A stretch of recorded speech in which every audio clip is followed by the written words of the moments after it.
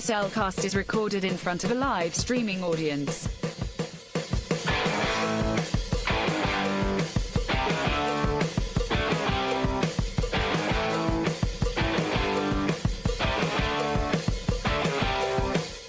Hello and welcome to another episode of the Cel Cast Plus.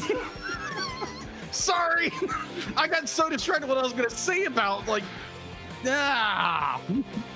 Joining me today is a man who he's feeling a little off his rocker, I think.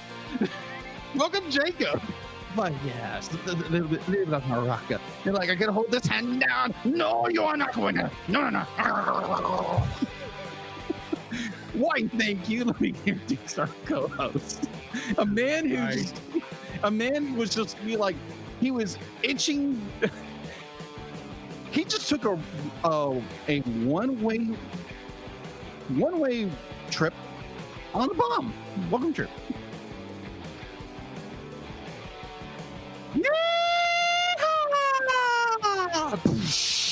Okay. Joining us also tonight is a person who's probably wondering what on earth he's walked into. Welcome, Dallas from Geek Devotions. Woo! What's going on, guys? Happy to be aboard. I pulled Plan R, like you told me to, Drew. I'm not sure why I'm pulling Plan R, though. I don't have a good comeback for that.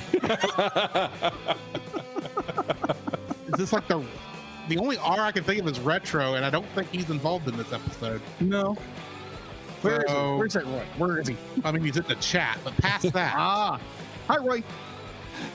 Yeah, Plan Roy. That's what I should have called him. Roy. Why don't we just get into our spoiler-free thoughts on this? Yes. Certified fresh and spoiler-free. Dallas, why don't you start us off? Spoiler-free conversation about this amazing film that we're watching, right? Mm-hmm. Yes. Yeah, so spoiler-free is hard to do because there's so much to this film. Mm-hmm. It's like an onion. Can we talk about how just beautiful the film is? Yeah. Like, It's very well shot. like the cinematography of this film, like I love this. Like, it's when you think of artistic films, this is the film that you want to talk about right here. Yes. So you have seen this before. Oh yes, many times. In fact, I first watched it in college because I was taking a film class, and we were told, "Hey, you should watch this film, and we will discuss the angles and the lighting situations for it." Alrighty. Jacob, what are your spoiler-free thoughts? Well, to be frank, this is the first time I ever watched the film. I had heard of the film. I had heard of, it's Doctor Strangelove, and it's in black and white. And I was like, okay, that's interesting. What is this about? Had no idea who the director was at the time. And I was like, okay, my dad never watched it. And I was like, okay. Because I told you nothing other. I just handed you nothing. the Blu-ray and said, watch this film. Yeah, have fun. No, Was it a well, Blu-ray at the time? technically, Yeah. Was it a Blu-ray at the time? yeah, it's a Blu-ray. Yeah. Nice. So, Because it was literally like, we'd been recording the show, I think. We were in our second year. yeah. And I think I mentioned Doctor Strangelove for whatever reason. You said you hadn't watched it. Mm-hmm. So I turned around, picked up my copy, handed it to you and said, watch this. And about a year later, I'm And- watching it. And I forgot he had my copy. Yeah. Until, what was it, 2 months ago? We were talking about, okay, we need to schedule the next Cel Cast Plus episode. What do you want to record? And we were going back and forth. And you mentioned, well, we could always watch that Doctor Strangelove movie you let me borrow. I says, you have my Doctor Strangelove? I said, yeah, why don't we do that? It's like, yeah, put it on the list for a vote. It says, we are not putting this on a list for a vote. We're reviewing this film. I'm putting my foot down on this one. The boot has been stumped. Yeah. But I thoroughly like Dallas, like cinematography wise, beautiful film. Direction, like I think I've said at this point I've watched 3 Stanley Kubrick films so far, and the like comedic timing, it is a beautiful satire of terrible, horrible things. But I enjoy the film. I'm not in plans right now but I'm wanting to buy my own copy of this film. And it's like, yes, I love this film. I can't believe it's taking me this, but yes, that is my spoiler-free thoughts on this film. I have no idea how many times I've watched this film. Because I know, I think my dad wanted me to watch this when I was in junior high. I think we watched it once while my mom was out somewhere on like a trip with the girls or something, and we were home alone doing what we called a buddy pal night. And he put the movie, we either rented the movie or it was recorded off of on a DVR or something, whatever the process was, or maybe it was just happened to be coming on TV. I don't know. And says, we're watching this film, and I said, okay. And we watched the whole film all the way through. And I was like, well, this is interesting. I think I'm a little too young to get what's funny about this as a dark comedy. Yes. But I've watched it off and on for the past couple years.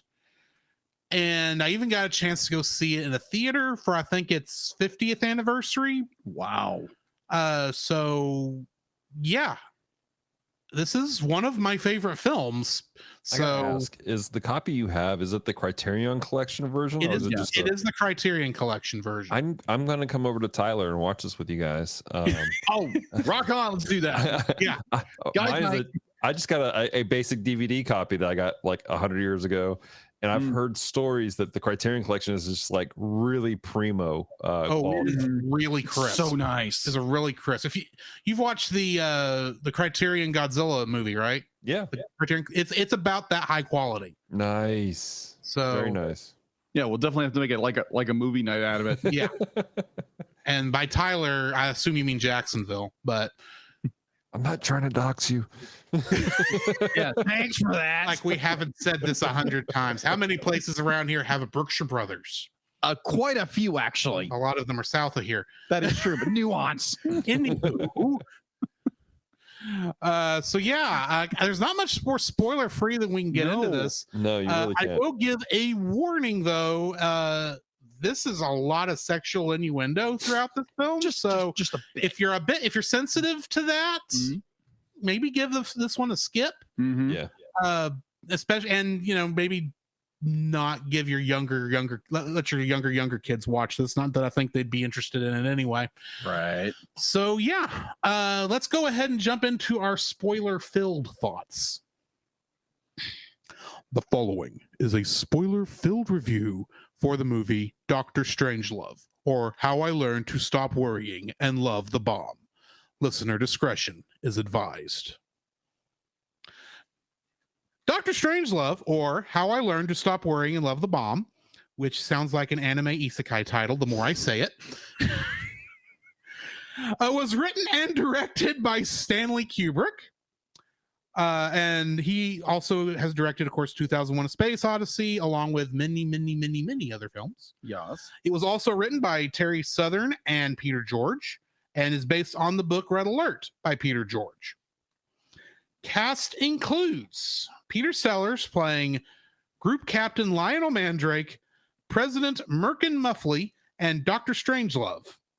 And he, of course, was the original Inspector Jacques Clouseau in the Pink Panther series.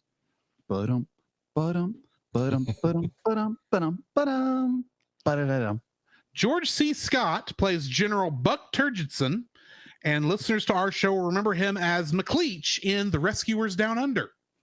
What's the famous line that I didn't make it all the way through the third grade for nothing. That's the one you're thinking of, I yes, bet. I am. Sterling Hayden played Brigadier General Jack D. Ripper, and he played Captain McCluskey in The Godfather. Keenan Wynn played Colonel Bat Guano, and he played Captain Cully in The Last Unicorn. Really? Yeah. Right on. Slim Pickens played Major King Kong, and he played a character named Taggart in Blazing Saddles. Peter Bull played Russian Ambassador Alexei de Sadetsky, and he was the captain of the Louisa in the movie The African Queen. Mm-hmm. Tracy Reed played Mrs. Scott, aka Mrs. Foreign Affairs, on the Playboy cover. And she played the character of Dominique Ballin in A Shot in the Dark, the second Pink Panther film that's not actually got the Pink Panther name on it. Really? Yeah, but it is a Pink Panther film. Just doesn't include the Panther. Last but not least was the acting debut of one James Earl Jones, who played Lieutenant Lothar Zod.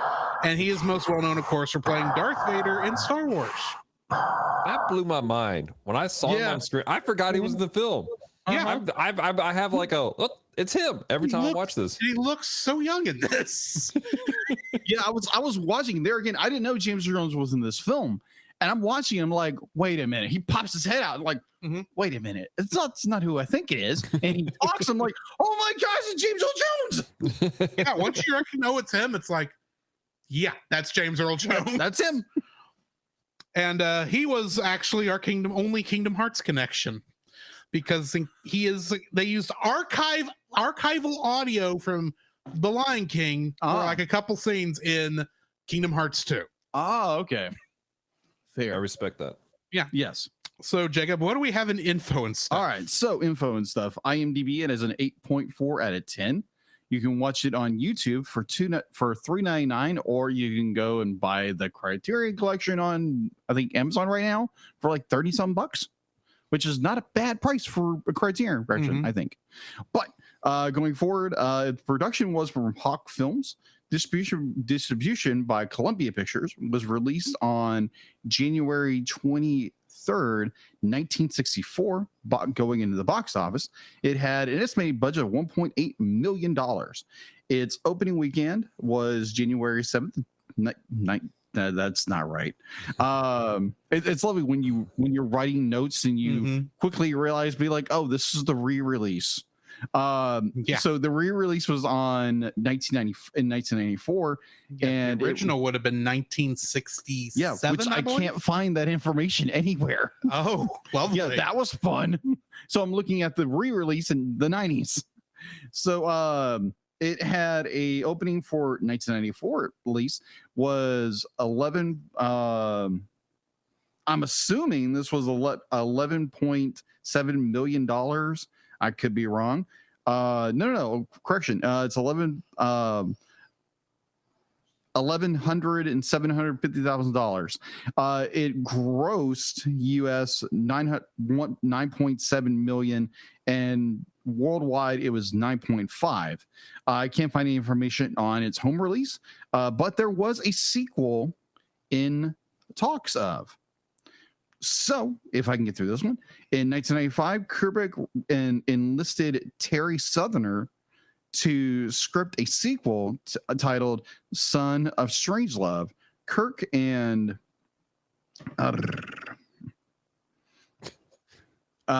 Terry Gilman in mind to direct. The script was never fully completed, but index cards laid out the story's basic structure and found among Southern's papers after his death in October 1995.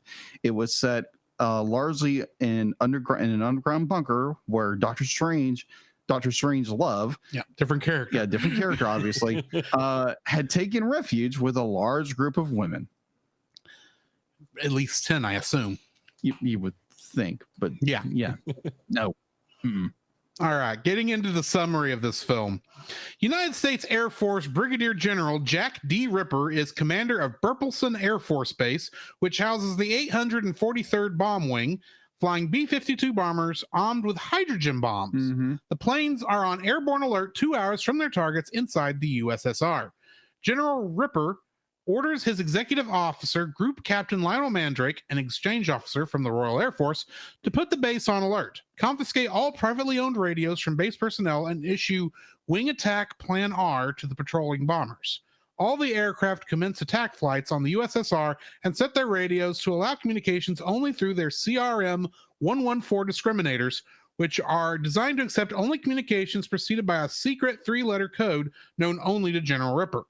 Happening upon a radio that had been missed earlier, and hearing normal civilian broadcasting, Mandrake realizes that no attack order has been issued by the Pentagon and tries to stop Ripper, who locks them both in his office. Ripper tells Mandrake that he believes the Soviets have been fluoridating American water supplies to pollute the precious bodily fluids of Americans. Mandrake realizes Ripper has become insane. In the war room of the Pentagon, General Buck Turgidson briefs General Merkin Muffley and other officers about how Plan R enables a senior officer to launch a retaliatory nuclear attack on the Soviets if all superiors have been killed in a first strike on the United States.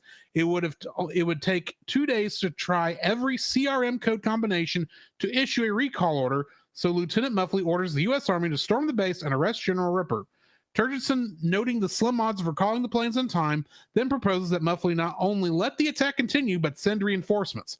According to an unofficial study, this would result in modest and acceptable civilian casualties from the badly damaged and uncoordinated Soviet military that would remain after the initial attack. Muffley refuses this plan and instead brings Soviet Ambassador Alexei Day Sadetsky into the war room to telephone Soviet Premier Dmitry Kisov on the hotline.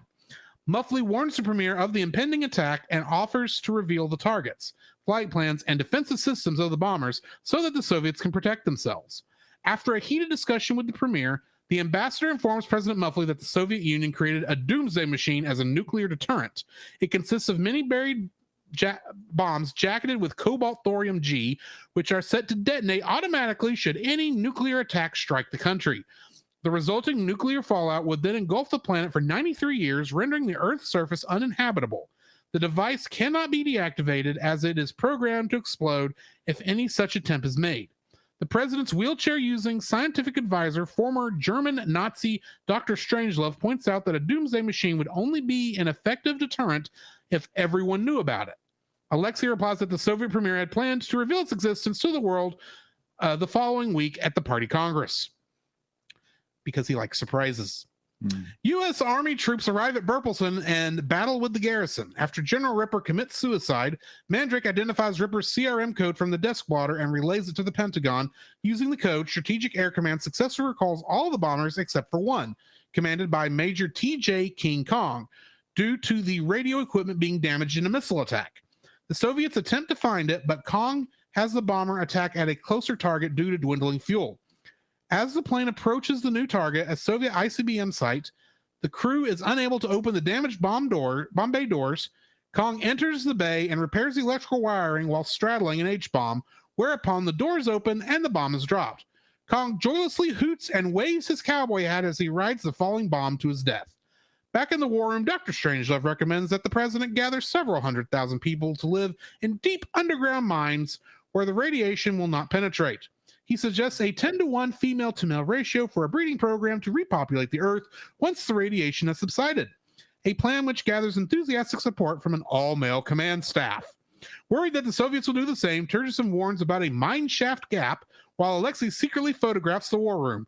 Dr. Strangelove declares he has a plan, then suddenly rises from the wheelchair and exclaims, "Mein Führer, I can walk!" The film cuts to a montage of nuclear explosions accompanied by Vera Lynn's rendition of the song We'll Meet Again. Getting into the trivia for this film, Peter Sellers was paid $1 million, 55% of the film's budget. Stanley Kubrick famously quipped, "I got 3 for the price of 6. Fair. Fair.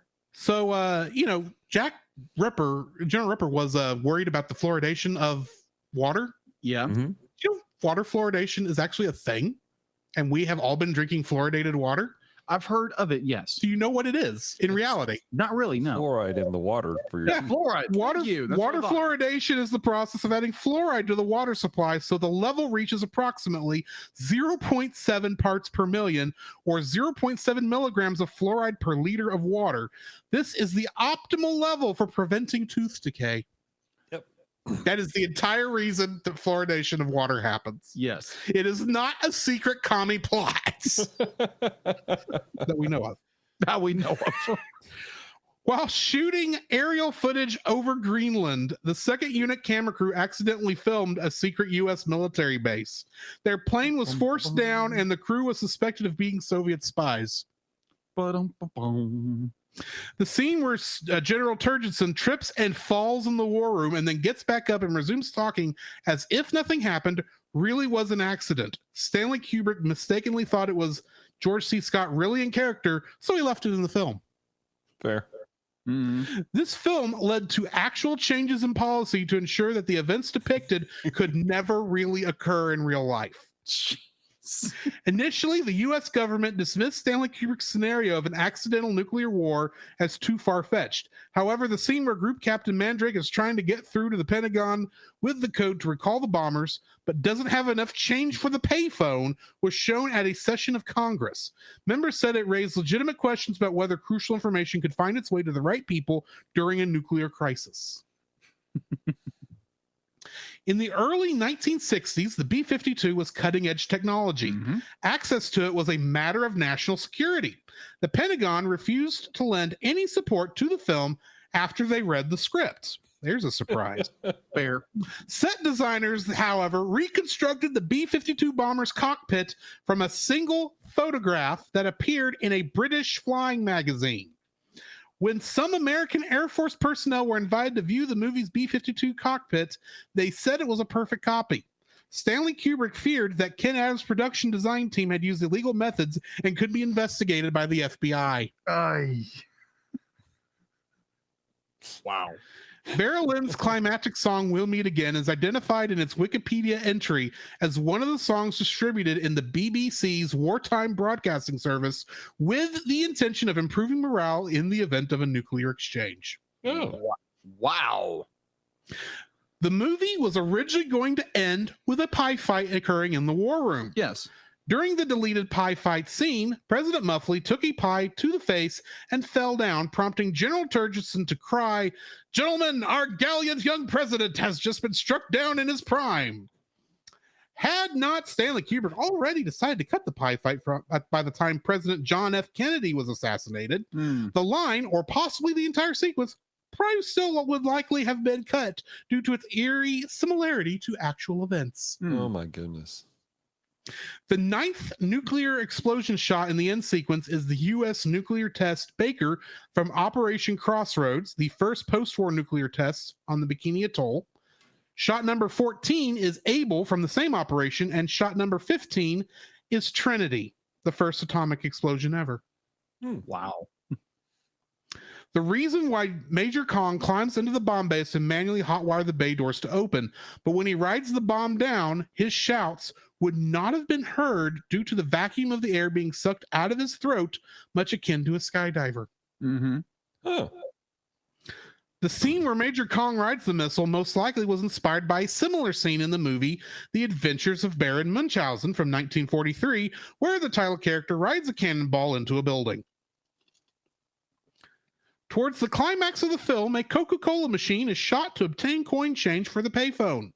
During much of the 1980s, Columbia Pictures, which released this film, was owned by the Coca-Cola Company.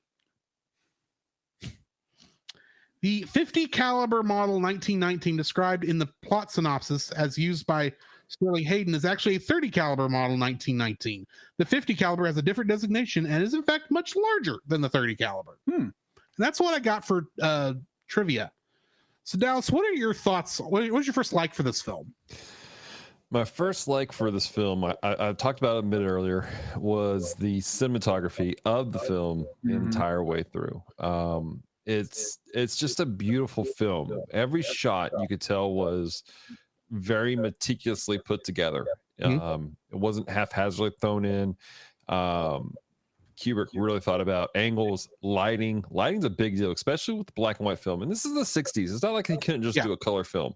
He made the conscious choice to go, I'm going to shoot a black and white film. And the thing about black and white film is that when you do it, you have to plan for shadows.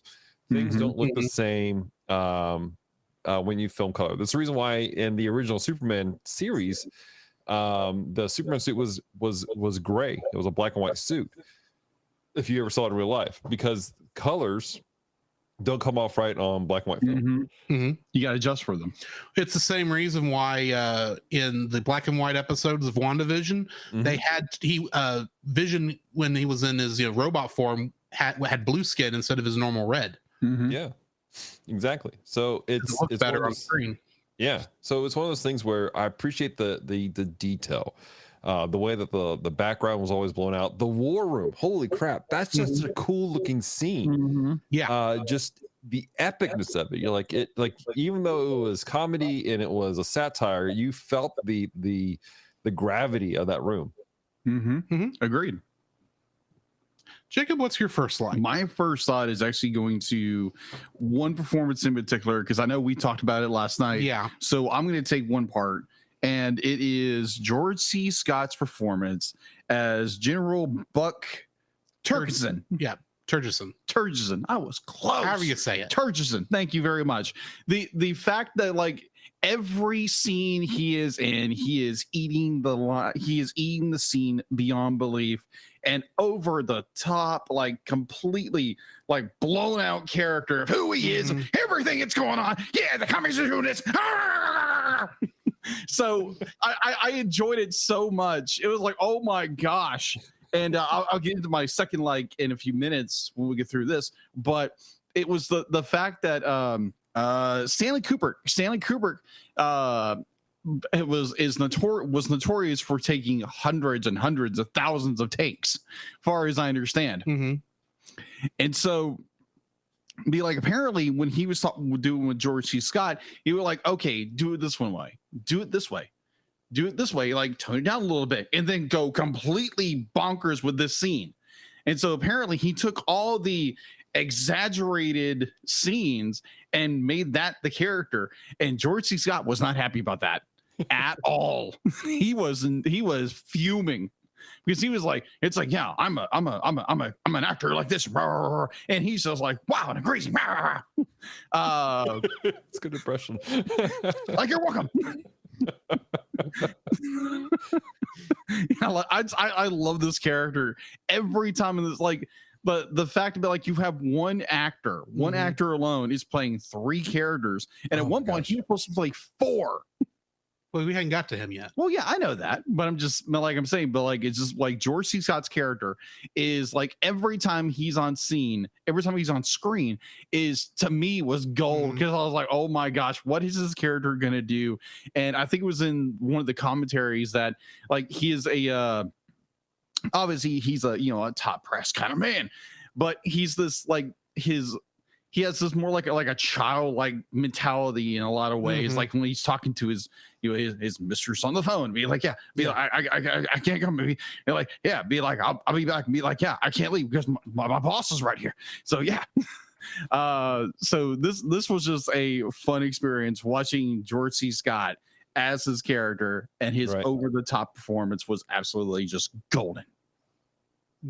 I'm surprised you didn't talk about the scene where he's explaining if they have a chance to actually make it through the radar, and he's so excited about talking about this bomber. Yes, getting through the radar. You're way too hyped about that. The way you could deliver this news that we're all doomed. Oh yeah, the one line that always got me was like, it's like, yeah, what was it? It's like, yeah, worst case scenario, be like, yeah, we got like 60 million people, like total loss, tops. That's all. give or take. I was like, what the heck? This dude was insane. Absolutely exactly. insane. Like everybody in this movie, they're nuts. I think I read somewhere someone said there's only two sane characters in the entire film. Mandrake and the president.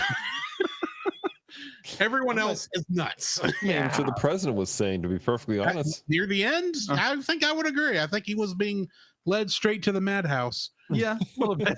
His advisors certainly were taking him there. Right. But as a transition, it's like my first like actually is Peter Sellers' performance, not just as Mandrake and the president, but also Doctor Strangelove himself. Yes. Because if you did not know that was the same actor, you wouldn't know. No, from the performance. There's a little bit of similarity in the face, of course, because it's the same actor. Yeah, but they did such a good job of separating these three characters. The only one that reminded me of anything was Mandrake looking a little too much like Inspector Clouseau from the Pink Panther. Right. But that's just That's So good. that's the beauty of that actor. And Yeah, like, agreed. we make jokes for years about, Clark Kent puts on eyeglasses, and all of a sudden, nobody can tell he's not Superman, right? But that's really what Sellers did, is that he just dressed the way he presents himself. He was these characters. Like, he was so talented. And like you said, the entire time you're like, is this the same person, or did they get another actor? It kind of looks like it, but how do you find 3 people that look this much alike and put them in the same film? Yeah. And he was supposed to play Kong also. Yeah. Which makes sense. It's kind of weird that he wasn't, but the reason he didn't do it, he had misgivings about playing a Texan because he wasn't sure he could actually pull off the voice where it didn't sound hokey. Right. And that's why they hired Slim Pickens to do the role, because as his voice went out as they were getting ready to film those scenes. That was the other reason. And wasn't one of the reasons that he broke his foot? Yeah, that he couldn't fit in the set. Yeah, there, like, because they were doing some kind of set with the drop when he was going to drop. It was like 15-foot drop, and he actually fell. Right, so that's why they hired Slim Pickens, and of course Slim Pickens just had to talk the normal way, and he could sound exactly like a Texan. Right. And so I did read that Earl Jones thought that Slim Pickens was staying in character offset. Yeah, and he did not realize that's that dude's actual voice. Yeah. Like, he's just a good old boy from West Texas. That's all that is. That's all it is. So for me, like, all 3 of these characters, like, I did not realize, like, probably like midway through this film, it clicked. I did not realize that Peter Sellers was playing all 3 of these characters. I was like, wait a. It's like, oh my God, he's all 3 characters. You're welcome for not telling you. Thank you about very much. anything about this film. I do. I really appreciate that. I was like, and there's. I'll get there with my second like, but oh my gosh, I've seen characters like they do like 1 or 2 characters, and they may be similar, but all 3 of these characters are completely different. Yeah, so separate as each other. Like, you have the British colonel, the crazy Nazi scientist, and the president. Yeah, it's just so diversely different as characters, and it's one incredible actor playing all 3. Yeah, if I could fan cast Doctor Strangelove as a different actor, what do you guys think about Gene Wilder? I could see this from Young Frankenstein, because he has a lot of great moments where I thought it was Gene Wilder. Yeah. I would agree. I can see that. Yeah. I'm not I can't see him saying some of those things, but granted, but I could see him in the role. Yeah. I don't know if he could pull off that German accent though. You never know. Anyway. Yes. So Dallas, what's your second like for this film? Yeah, so my second like for the film is just the jokes within it, like just all throughout the subtle jokes, even like down to people's names, like Jack D. Ripper. And they were so well crafted, and what was great is that everyone played the jokes as straight as they could. Like agreed. Like you're watching this and you're like, are they really saying this? Like, is my dude really like going crazy, getting excited about how they're just all doomed because his boys can fly that B-52 like nobody's business? Yeah. And just throughout the entirety of the film, like the comedy hits just right, especially if you pay attention. Some of it was definitely jokes where you have to pay attention, but there's a lot of comedy was great. Yes, there are. So sorry, I didn't mean to interrupt. Oh, you're good. I was just commenting. Yeah, I was all I had was just the jokes, man. They landed just all the way through the film. They're great jokes. I'm not a huge dark comedy fan, but these land nicely. Agreed. Jacob, what's your second like? Mine kind of follows in what Dallas just said. It's a beautiful dark satire, and to be honest, to be transparent, be like, I'm watching this movie, and there again for our listeners, and the people who watched and have listened to Movie of the Week podcast. I've never been a big fan of movies that take itself way too serious and trying to be a comedy. Galaxy Quest. Maybe, just maybe. So He has no taste, but yet he has good taste. Take that back, good man. So you have no taste. B, you have good taste. I don't know. C, I don't know what any of that means mixed together. So Yeah, it's all crazy, man. Just completely crazy. I don't know what's going on here. I still think you were just not in a good mood when you watched that. That could have been. You never know. You just weren't in the right I guess I'm gonna have to repent and go back and rewatch the film. Give it time. I'll force you to watch it again. But yeah, this is a beautiful dark satire. So I'm, to be honest, being transparent, be like, I'm in the middle of this film and I'm watching. I'm like, this is crazy. What's going on? And it's like I'm enjoying it this entire time. I'm like, I have to pause it. I sit back and just laugh the hardest laugh. Be like, oh my god, I can't believe it. This is a satire. I did not get it. I'm sitting there thinking, and like, because in my mind, they're like, oh my gosh, this is real serious. But then all the like quirky little jokes and the overacting, I'm like, what's going on? And then my mind clicks. I'm like, oh my gosh, this is a satire. This is brilliant. Yeah. And showing the ridiculousness of how we launched the atomic missiles. Yeah, Right. exactly. It's just be like there again, like how Dallas said, like how the jokes fall perfectly and be like, you believe the characters. They're all like most of the acting itself is overacting, and it's just beautifully, wonderfully executed, and the jokes, like Alice said, they fall perfect. And I'm just like, oh my gosh, where has this movie been all my life? This is great. So I do have taste. Thank you very much. You need me. Yeah. So my second like is going to take a little bit of explanation, because the way I'm going to word this sounds like it should be a dislike. But it's not, because I actually like how it's used here. And that's the fact that the film doesn't have a resolution.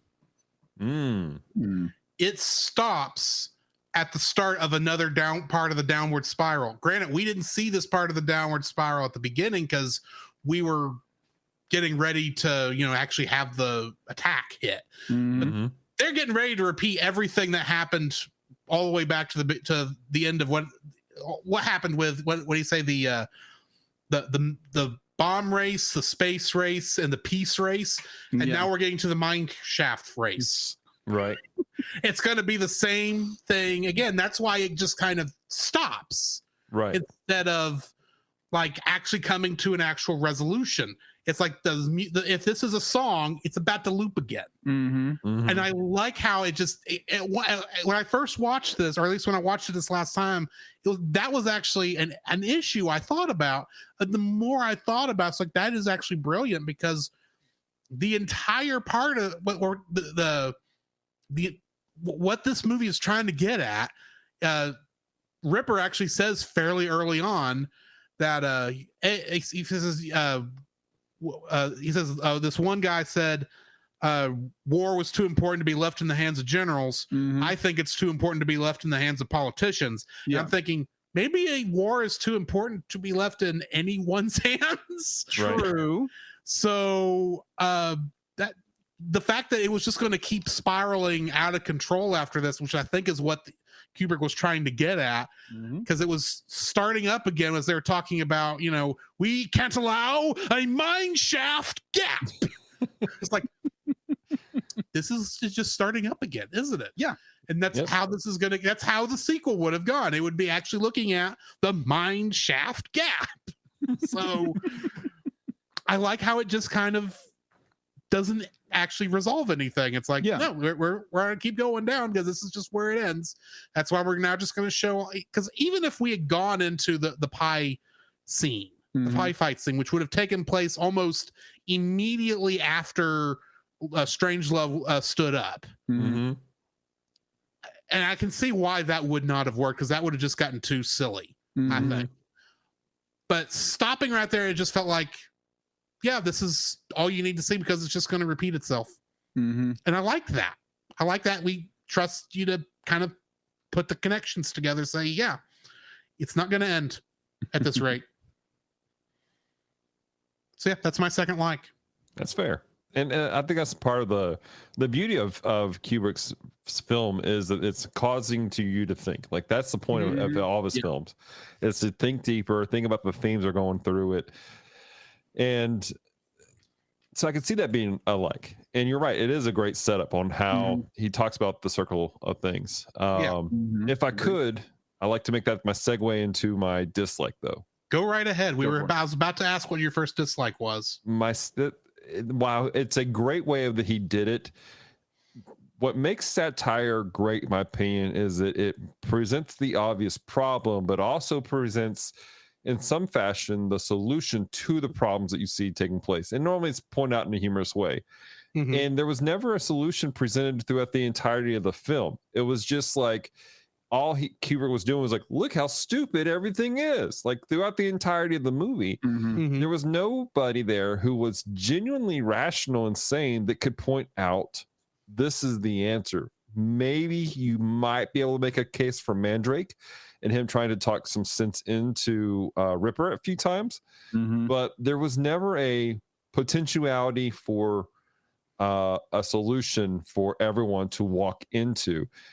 Which I think would play great because that would have added to the satire of itself. And that because again, a lot of the themes here is that the government is ignorant and the government is causing these issues, and they're going to cause a cycle of stuff taking place, and they have a tendency to ignore obvious answers at the same time. So I think that having a character or two who introduces the solution and them just be completely ignored would have been a fantastic way, or would have added just straight into it while continuing the conversation of a good satire. And again, I'm coming from a point of view of somebody who enjoys political satire. Years and years ago, I actually wrote a paper on political satire going all the way back to old newspapers and stuff like that. And again, you have the humorous point out the issue, but good satire also that has a point says, here's the answer, and tries to show a direction to people, because otherwise it's just complaining. Jacob, what's your first dislike? I'd be like this. Right, hang on. Did you finish your dislike, Dallas? Yeah, I finished my dislike. Okay. my first dislike. This is hard because this movie is so well done. Oh yeah, and it's beautiful. It'd be like there again, cinematography, acting, script, satire, the whole enchilada. Like the only thing I can put any kind of qualm against is that the innuendos are just, it's like it's so saturated. It's just like, really we're going there. I understand, be like, this is a worldly movie and it's talking about stuff of that nature. And the idea of repopulating the species is something that would come up. Yeah, of course. But this is like the entire, sexual innuendos are throughout the entire film, from your opening to your closing. And it's just like, at some point, I'm just like, I'm getting disgusted at it. I'm like, really? And it's just, it gets to a point, it's like, am I getting Freudian with this? Because I'm seeing innuendo everywhere. Yeah, exactly. Like you weren't. It was Kubrick. Let me just throw this in. This is my second dislike, is the amount of innuendos, and this is more of a critique of Kubrick. He had an obsession with doing films to talk about the problems with people's sexuality. He believed everyone had an obsession with sex in some fashion. So you look at his previous movies, Lolita, this one, Doctor Strangelove, Eyes Wide Shut, even Full Metal Jacket, and Clockwork Orange, all of them, these psychotic things that also, like, there's often this underbed of going, well, the real problem is everyone is sex craved or obsessed. And that was Drew or Jacob, thank you, because that is legitimately one of my biggest annoyances of the whole thing is Kubrick's obsession with something that I think he makes a bigger deal of than he really should. Yeah, agreed. And it kind of plays into like our modern culture, even now that our culture is so obsessed with sexuality and tying our very nature, identity with our sexuality, or our chosen sexuality. And it's so sad. It's like, why do you choose to identify yourself with your sexual preference over like who God created you? And like, Kubrick the entire time. Everything has like these huge, massive sexual innuendos, and it's just like I said before, the movie itself, by the end of it, I'm thinking in my heart and my soul, it's like this is the depravity beyond belief. Be like, understand, be like the world might end, you might have to repopulate the planet, but these guys get so wrapped up in like, oh my gosh, I get to do this and I get to do this, and the lustful desires of their heart is being fulfilled, or the lust of their hearts are being like overflowed with the possibilities. And I'm like, you pigs, you absolute pigs. And it's just like I'm be like, obviously we're all guys here, and be like, we all have desires, we all have like it happens, but it's just this like, it drove me nuts by the end of this film. I'm like, really? And like you said, Dallas, with Kubrick and his obsession with the having subjects over sexuality. And it's like the deeper you get into your relationship with Christ, the more you realize and be like, man, can I get away from this world? Yeah. And you see the depravity and be like, obviously you see it now because it's all over the place. It's right in your face nowadays. But like back then, it wasn't, but it was. But at the same time, in the back rooms back then. Now it's in your pocket. Yeah. But it used to be behind the beaded curtain. Now it's on the cell phone. Yeah. Or on the street corner. And it's just sad. And it's not where we need to pick it and be like, oh, you people are deprived, you're going to hell. But go to him and be like, hey, Jesus loves you, and be like, if you turn to him, you turn from your wicked ways, be like, your life's gonna be a whole lot better. You're not being driven by your carnal desires, but the fulfillment of what God wants you to do. Right. So yeah, that's my first dislike. So since we all are of the same thought with this point, I might as well jump ahead to what was going to be my second dislike. Okay. But I'll come back to my first here in a minute. Yeah. I'm not a big fan of course, all the little sexual innuendos throughout this. And in some ways, I think it made a lot of the jokes not land for me. I think part of that also is the simple fact that I've seen this movie so many times by now. It's like I don't even find some of the actual humor humorous anymore. I'm just looking at, look how horrible this world is through this one point of view, which scarily enough, I can still see happening today. There's a reason why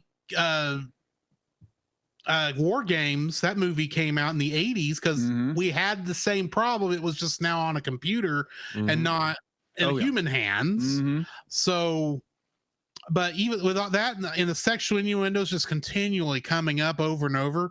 I mean, even the logo that's on the front of the Criterion box. Oh gosh. Has the innuendo on it.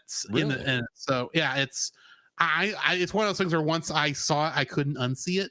Yeah. So I got leave it at that. Definitely from a graphic design standpoint or design standpoint, it's like, I see what you're doing here. Wow, why did I not see this before? Yeah. But once you see it, you can unsee it. Nope, yeah, you can't. and it makes sense. But I think this was probably like one of the first times where I watched it knowing what was going on, and I don't think I laughed or even giggled like once through the whole thing. I think there's a couple chuckles maybe, but I have to say that at this point in my life, this might be the least funny dark comedy I've seen. Oh wow. Just to put it that way. I know it worked better for y'all, but like I said, I think I've seen this film too many times. That could be in recent memory. So because all I could see was look how horrible and depraved all this is. Yeah. So since Dallas already kind of gave his second dislike, Jacob, what's yours? I don't have a second dislike. Oh, well then we'll just jump back to me then. Yeah, it's in your corner, pal. Apparently.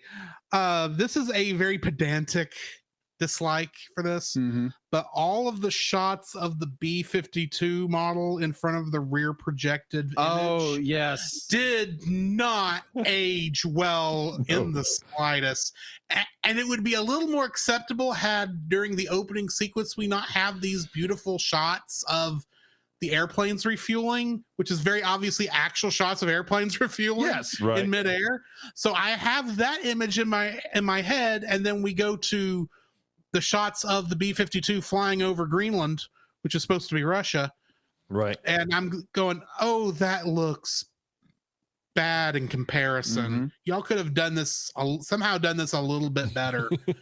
And I guess this is a pedantic thing because I mean, if the opening was different, I wouldn't have noticed or cared. If the quality of the image was better, I probably might not have noticed or cared. Yeah. Because that is one of the other things I found out about this is that there are no original prints left of this movie. Of course, it's a Kubrick film. Because they overcopied the film originally. Really? All we have are like the footprints that were sent to theaters. No kidding. Really? Yeah. Huh. And that's what this one was pulled from. So, I mean, there's a little bit of that copied kind of film degradation that's baked in even to the Criterion Blu-ray that kind of just doesn't make it work for me a little, I think. But like I say, I'm being pedantic about this nitpick. So Sure. do with that information as you will. Yeah. As far as I understand, it's like Kubrick, when he passed away, he had like everything that wasn't like the core of that, like all of his films destroyed, like all the hundreds and thousands of tapes. Supposedly we may have the pie fight out there somewhere, but it's being held in secret. I've seen images of the pie fight. Mm-hmm. I feel like I have like a Mandela effect of seeing video footage of the pie fight at some point in time, and this may be purely a Mandela effect type of thing going on. See, I think I remember it from like watching this on like Turner Classic Movies back in the day, and they showed like 2 seconds of it or a photo of it or something. Yeah. And So I get what you're saying. Yeah. And I can see where your mind would animate those scenes into like creating something in motion. Yeah. Right. But that'd be so much fun to watch. And far as I understand, is like Kubrick could be like he realized everybody was smiling too much and they were laughing too much. They're like, yeah, I can't use this shot. It's a great shot, but I can't use it. Well, and also it's just too silly. Yeah, agreed. Apparently, though, like he had like 6 cameras going at all times during the final scene, and parts because he had to keep cutting back and forth because the guys were laughing at Doctor Strangelove's performance. Yeah. For those of you on the audio version, that was Jacob acting like Doctor Strangelove, trying to keep his phantom hand from doing the Nazi salute. Right. Anyway, we need to rate this thing. Yes. Dallas, what are you rating this film? Again, from a cinematic point of view, it's a piece of history, and artistically, it's a beautiful film. Like hands down, it's just absolutely beautiful. Now the amount of innuendo that's in it, the conversation about depravity that we talked about, which again is one part of the point of the film, but also part of like it just Kubrick had an obsession with it.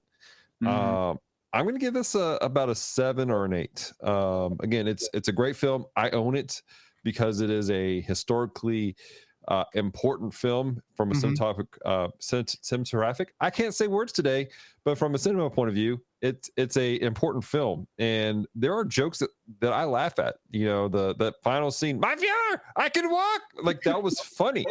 Like it just comes out of nowhere. Yeah, and it's comedic gold. Now, again, there's some other stuff that was kind of junky, but so yeah, about 7 or 8. Okay, Jacob. I'd say 9. Jeez Louise. I had a feeling. I would definitely give this movie a 9. This is the first time watching this film, and yes, there is such depravity and debauchery talked about this film, and like you said, like the cinematography is golden. The performances are golden. The satire, the dark satire of this film is so rich and thick of just like beautiful writing. And Kubrick's like his eye of cinematography, the way he set things up. Mhm. The fact that he shot this all in black and white in the 60s was like, what in the, it was like, wow. Because my first thought was like, okay, it was shot in color and they just converted it. No, they shot it in black and white. It's like, oh my gosh, this is amazing. Like, I love this film. So yeah, it's getting a 9. I don't mean a no, I mean a 9. I am also going to give this film a 9. It is, like I said, this is one of my favorite films, not for the depravity that we talked about, but exactly because of the acting, the cinematography, the bits of comedy that I do remember being funny.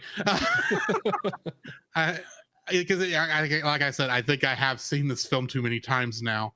No. It's a classic. It's one that I think everyone kind of should watch, if for no other reason than to kind of have an idea as to how the Cold War was. Because let's face it, all three of us are too young to remember the Cold War that much. Right. Though with the current situation in Ukraine, who knows how long that'll last. So yeah, anyway, yeah, I'm giving it a 9. So next week, we are going to be reviewing the film Mirai on Netflix, and I have no idea what this is, or if I'm even saying the name correctly. Yeah, because I remember seeing this because it was like when the films was coming out this year, or was coming out a couple years ago, and I was like, "Ooh, this sounds interesting. Want to put this on there?" There again, I don't really remember what this movie's about.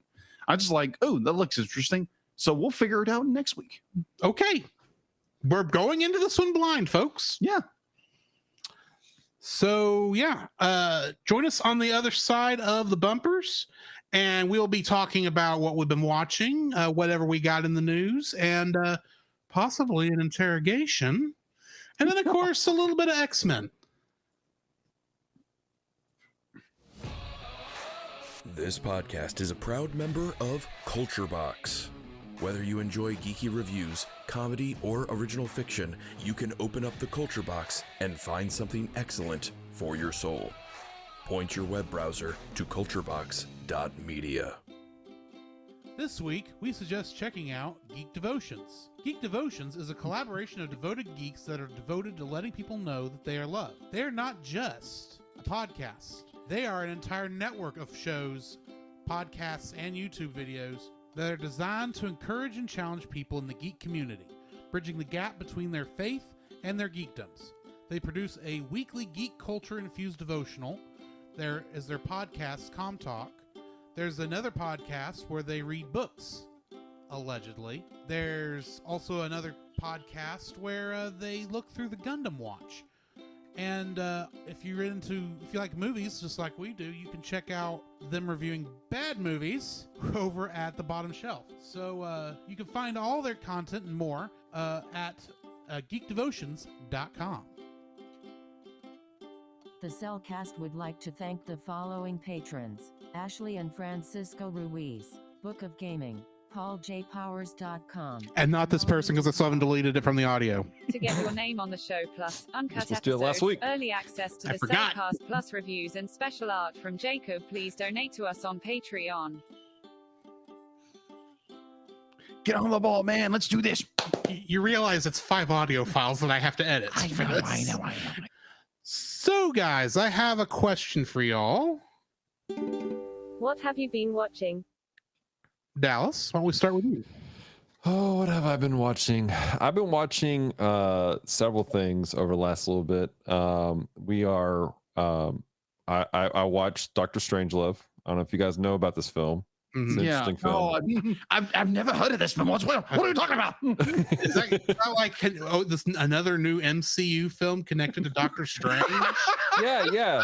You know, it's I'm kind of tie in between that and Thor, since they have that character named Love on there. it's part of the What If series that Marvel's doing. Okay, that makes more sense. We talked about Yeah. reviewing those, but we haven't gotten back to them yet. No, I've been watching some various things. Been watching the Muppet Mayhem on Disney Plus. I've watched one episode. I need to get back to it. So I put out this controversial statement. I didn't expect it to be controversial, which was, first off, I'm not a huge Muppet fan, and to Fair. date, my favorite Muppet film has been To me, the best Muppet film is the Muppets from Space. I question your thought process there, but we'll continue.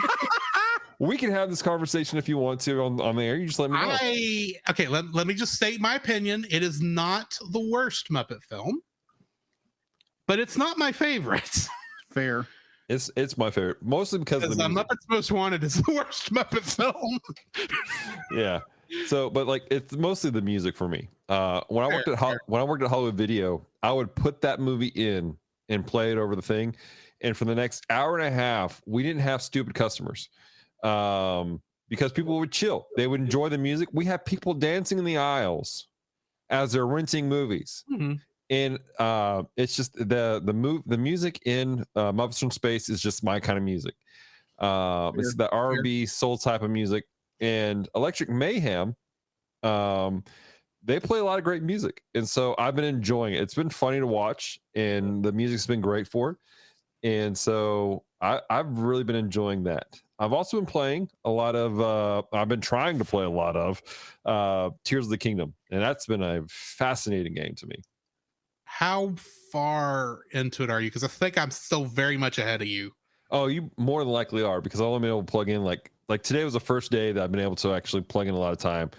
I'm off the floating island, and I'm trying to hit as many of the shrines in that first area after you get your paraglider.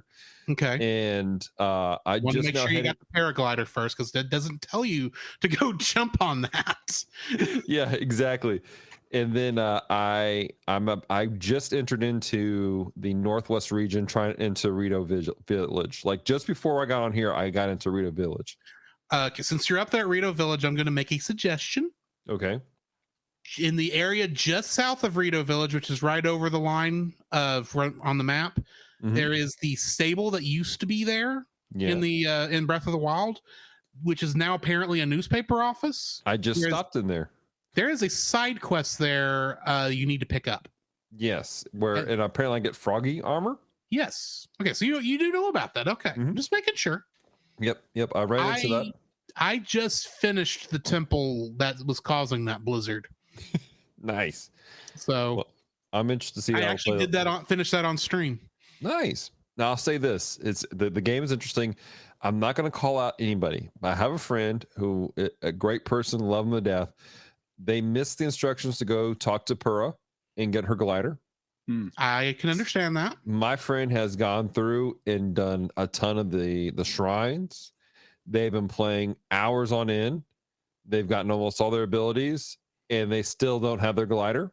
And they just found they needed the glider on Wednesday. Oh my word! Womp, womp, womp. I've been meaning to ask. There's a lot of that game. I'm sitting here going, how did you get through that without the glider? That's what I'm asking. I've been meaning to ask her how she's been doing the towers. Because that means she hasn't done any of the towers. There's no map.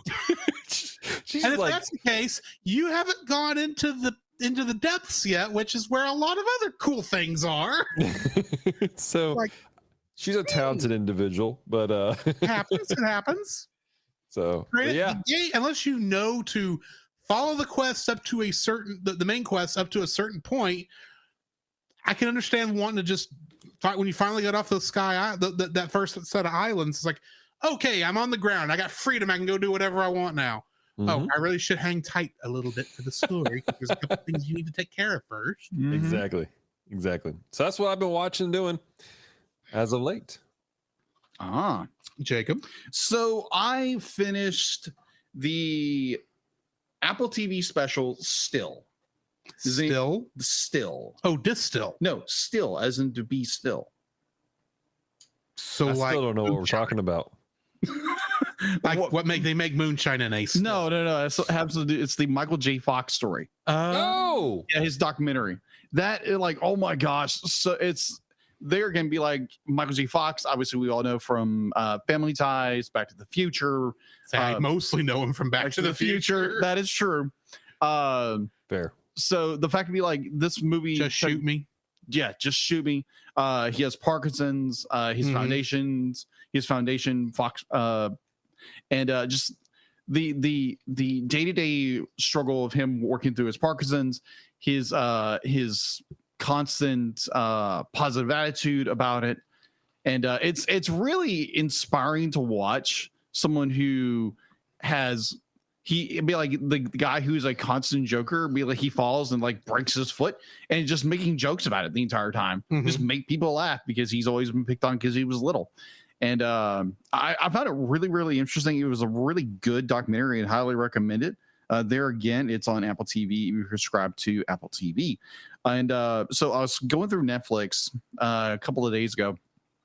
And obviously they've got Arnold Schwarzenegger on a TV show over there. And yes, I'm aware of the news. Yes. So Chief of Action, Arnold Schwarzenegger. Chief of Action. I saw that one. That was interesting. So I stumbled across a movie that I remember watching as a kid, and I was like, this isn't the same film I remember, which would be Conan the Barbarian on Netflix. And oh my gosh, I was like I watched this as a kid. What in the world? Like, I did not realize it had all of this stuff in here. I'm like, huh? What in the world? It's like, okay, this is an interesting film. Be like, yeah, I totally understand why they cast Arnold Schwarzenegger at that time in his career. Be like, he's not like vocally, like he does some talking, but not a lot of talking. He's got one great line. It's like, I can't remember what was it. Be like he's talking to his quote unquote God in air quotes, and be like, call if you like, if you hear me, be like, grant me vengeance, and if you don't, the hell with you. And I was like, okay, that was a good line, but overall I was like, okay, this is interesting. And they did a second one, and they're never going to do a third one ever, apparently. But they did do a cartoon, and that cartoon was lit. Okay, didn't know about that. Did not know about that. So the third thing I finally got around to finishing was also on Netflix. I believe it was on Netflix. It was on Netflix. Was The Last Dance. This was the Michael Jordan / the Michael B. Jordan? No, Michael Jordan. Oh, okay. The basketball king. That's why I was double checking. Yes.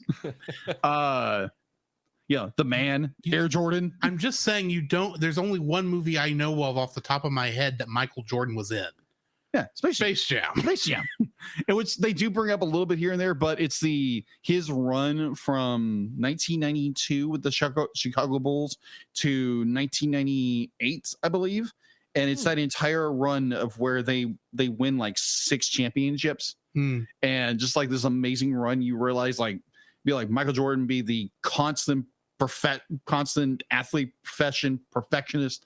And it's just like, it was so fascinating to watch this, because there again, that was my era of basketball, was the Michael Jordan, Chicago Bulls, the dream team from the Olympics, to like all these amazing moments in basketball history. That's what I knew of basketball. And so like whenever someone says, be like, oh yeah, Kobe Bryant was the best one, or this person is, or whatever, be like, dude, whatever, it's Michael Jordan, shut up. But it's like, yeah, that was the era of basketball I loved, and watching those and remembering those games. And I was like, oh my gosh, like I think it was one game, it was one championship. Be like, he ordered pizza. They were in a certain town.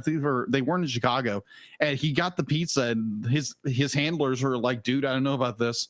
Like 3 guys showed up with this pizza, and Jordan's the only one who eats it and just scarfs it, and he is throwing up. Like, yeah, he got food poisoning, like intentional food poisoning. No, and he still played the game. Oof. And won the game too. Gotta respect. I'm talking about a beast. That man did not stop ever. No, he did not. It'd be like if someone dissed him in any fashion or form, that was his fuel for the entire game, and he was going to destroy somebody. I was like, wow. And it was just, I was like, oh my gosh, this is amazing. This is an amazing documentary. It's like, yeah, if you like basketball, or was like me growing up watching the Chicago Bulls and their run for the NBA title, this was an amazing documentary. I know it came out like a couple of years ago, like last year or something like that, but oh my gosh, I love it. It was so good. And yeah, other than that, though, like watching this movie, and a lot of true crime, like usual. There's a true surprise. Surprise to nobody. So yeah. What about you, Drew? Mine is playing a high We've already rolling. talked about the Hyrule game. Yeah, the high rolling elf. Because I have been playing Tears of the Kingdom also. Yes. I did finally. So the primary reason I went ahead and went up to the Wind Temple, because I needed to finish one of them, because I kept trying to figure out why some quest would not unlock in the main town. And finally, I had broke down and got on my iPad and looked it up. How do you get this quest to go? Because obviously, I'm supposed to go somewhere in the depths, but it won't give me this quest to go do it. And I found out, oh, you've got to actually beat a temple first before that quest will pop. Okay, fine. I'll go up there. I was trying to hold that stuff off till last, but fine. So I went up. I'm enjoying that game because it's very easy. It's very fun just to explore in that game, because you never know what you're going to find. I took out a construct the other day with which I don't know if you've run across this, but they're the block robot things up in the sky. And I had to steal this crystal that he had on his back. I could have stole the crystal and escaped, but that's not. I didn't feel that was right. I felt I still had to take him out. And that took about 7 tries. Yeah, they're rough. And then I did not save. No. Oh, geez. Immediately after that. And I tried to figure out how to get said crystal where I had to take it so the shrine would unlock. Because this crystal was in the shape of one of the shrines. And I fell out of the sky and realized my mistake as soon as I respawned up in the battlefield, and I started getting attacked by this thing again. Oh gosh. It's like, oh my word. Have you gotten the gliding armor yet? Yes, I have all 3 pieces. No, I just have the shirt right now, and that helps so much. The shirt helps more than the other 2 pieces, but I wanted to go ahead and get all the stat bonus. Right. So I did go through like I did find all 3 of those. Right. Which, let me tell you, the the tower at Hateno Village, which is where one of those challenges is. You better make sure you've got, since you're going to the Wind Temple already, go ahead and make sure you get the armor there so that help you with the chill, because you'll need it over there, because I didn't have that. I was scarfing down those 5 chili dishes so I would actually survive the cold, trying to get to the top of that stupid mountain so I could launch in the sky. So yeah. Also, I have been watching well, this last Tuesday I was on another podcast for Retro Rewind, and we reviewed The Mask of Zorro. So of course I watched that Sunday. I was kind of a last minute deal. I just barely saw that he was requesting as soon as church let out. I said, well, I can make that happen. So I watched that movie, enjoyed it. I've listened to that episode of Retro to get my full thoughts. But it is a classic in my opinion. Agreed. So also, as I was finishing editing this episode, this previous episode of Cel Cast, I threw in, well, I don't know if this is in your news, Jacob, so if I'm stealing your thunder, I apologize. Go for it. But earlier this week, StarTrek.com released images of Mariner and Boimler in their live action, with their live action actors who are going to be in the Strange New Worlds crossover sometime in season 2. And that actually finally got me to, oh yeah, I actually need to finish season 1 because I kind of got distracted and only watched half the season, and it's been so long since I watched season 1. I need to start over. So I watched the first episode of Strange New Worlds, which, if you've not, I have to say this, because if you've not watched Discovery season 2, Strange New Worlds assumes you kind of know what's going on there, because there's some of that stuff they just talk about and don't explain. Right. Because Pike from Strange New Worlds and number one, and Spock, the actors they hired for that, they actually hired for season 2 of Discovery, and honestly, that was the best casting decision they made for Discovery, if we're being honest. So you kind of have to know what at least happened during that season, understand why Pike is acting the way he is. But one of the cool things I noted there is the first time I saw this, this was something I didn't catch because I had never seen the film The Day the Earth Stood Still. But since I saw this episode the first time, I have seen the movie The Day the Earth Stood Still. The original? The original. Okay, good. Yeah, I have not seen the remake because I figured that was garbage back when I worked at Walmart, and the only way we got any copies of the new one were 2 packs with the original film. I figured, this movie's so bad, the only way they could sell it is to sell the original film, and this is a bonus feature. I'm not gonna lie. I'm kind of jealous. I'm kind of upset I didn't snag that copy. I have a goal in life to collect certain classic movies and their adaptations, and that's on the list. The Time Machine, War of the Worlds. I want to get the classics and the remakes of it. It's not great the remake of it. Actually, the director, what I remember, was a Christian, and he purposely put in some Christian iconography and themes within the film on purpose. It's a bit on the nose in a few places, but it's pretty solid. But it's also completely different from the original movie. I had the suspicion. I remember when the commercials were out, I just thought this does not look. I have not seen the original, and this does not look accurate, or like it's even being respectful of the original that much. So, but I didn't get around to seeing the original until October this last year. And now that I've seen it, that scene in Strange New Worlds makes perfect sense. How he's able to pull from what is that character's name in Day of the Earth Stood Still, the alien, not the robot, not his robot, but the actual dude.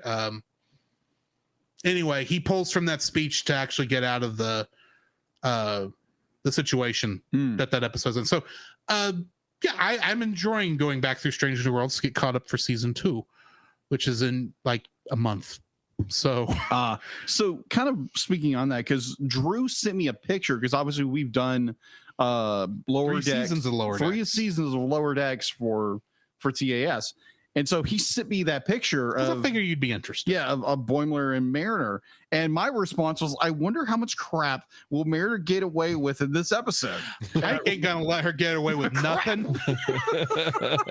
That was my thought, because the entire time of like all 3 seasons, I'll be like, wow, who is going to ground this young lady? Well, it ain't gonna. This is like, ugh.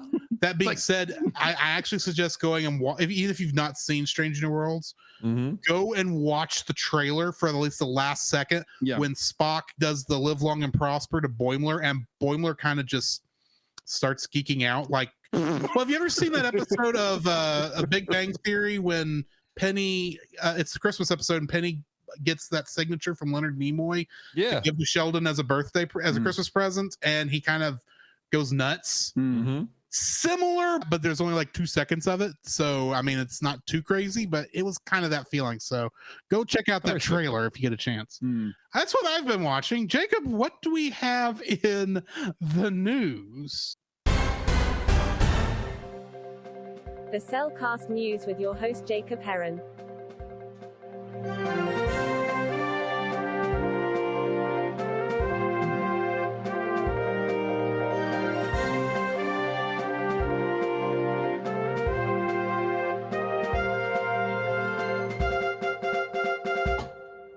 Well, Bumblebee, Transformers, transform and roll out. Do what? I thought it was an interesting segue between that. Anyways, so entering the news, obviously Transformers fans are excited about Transformers 1 coming out. Maybe they are, maybe they're not. Be like, if you know the Transformers fandom, be like, they are just like, eek! Anything Transformers that is not the Bayverse. Exactly. I am excited about the Beast Machines movie. I'm going to see it. Yeah, I still want to watch that. Yeah. I still haven't watched Bumblebee yet. I hear it's a really good film. I mean, I sat through the last night in theaters, and it was the second second most fun I've ever seen Anthony Hopkins have on screen. Because Anthony Hopkins was just chewing the scenery up in that film. That's what I keep hearing. All right, so Transformer diehard fans will be waiting a little bit longer, more like 2 months, to check out Paramount's 2024 animated feature based on the durable franchise that has endured since the early 80s. The film Transformers 1 has been pushed back from its release date, which will go. It went from July 18th, 2024 to September 13th of 2024. So yeah, if you're looking for your Transformers fix with the new animated film coming out, you have to wait another month or so. So roll out. Okay, that's all I've got.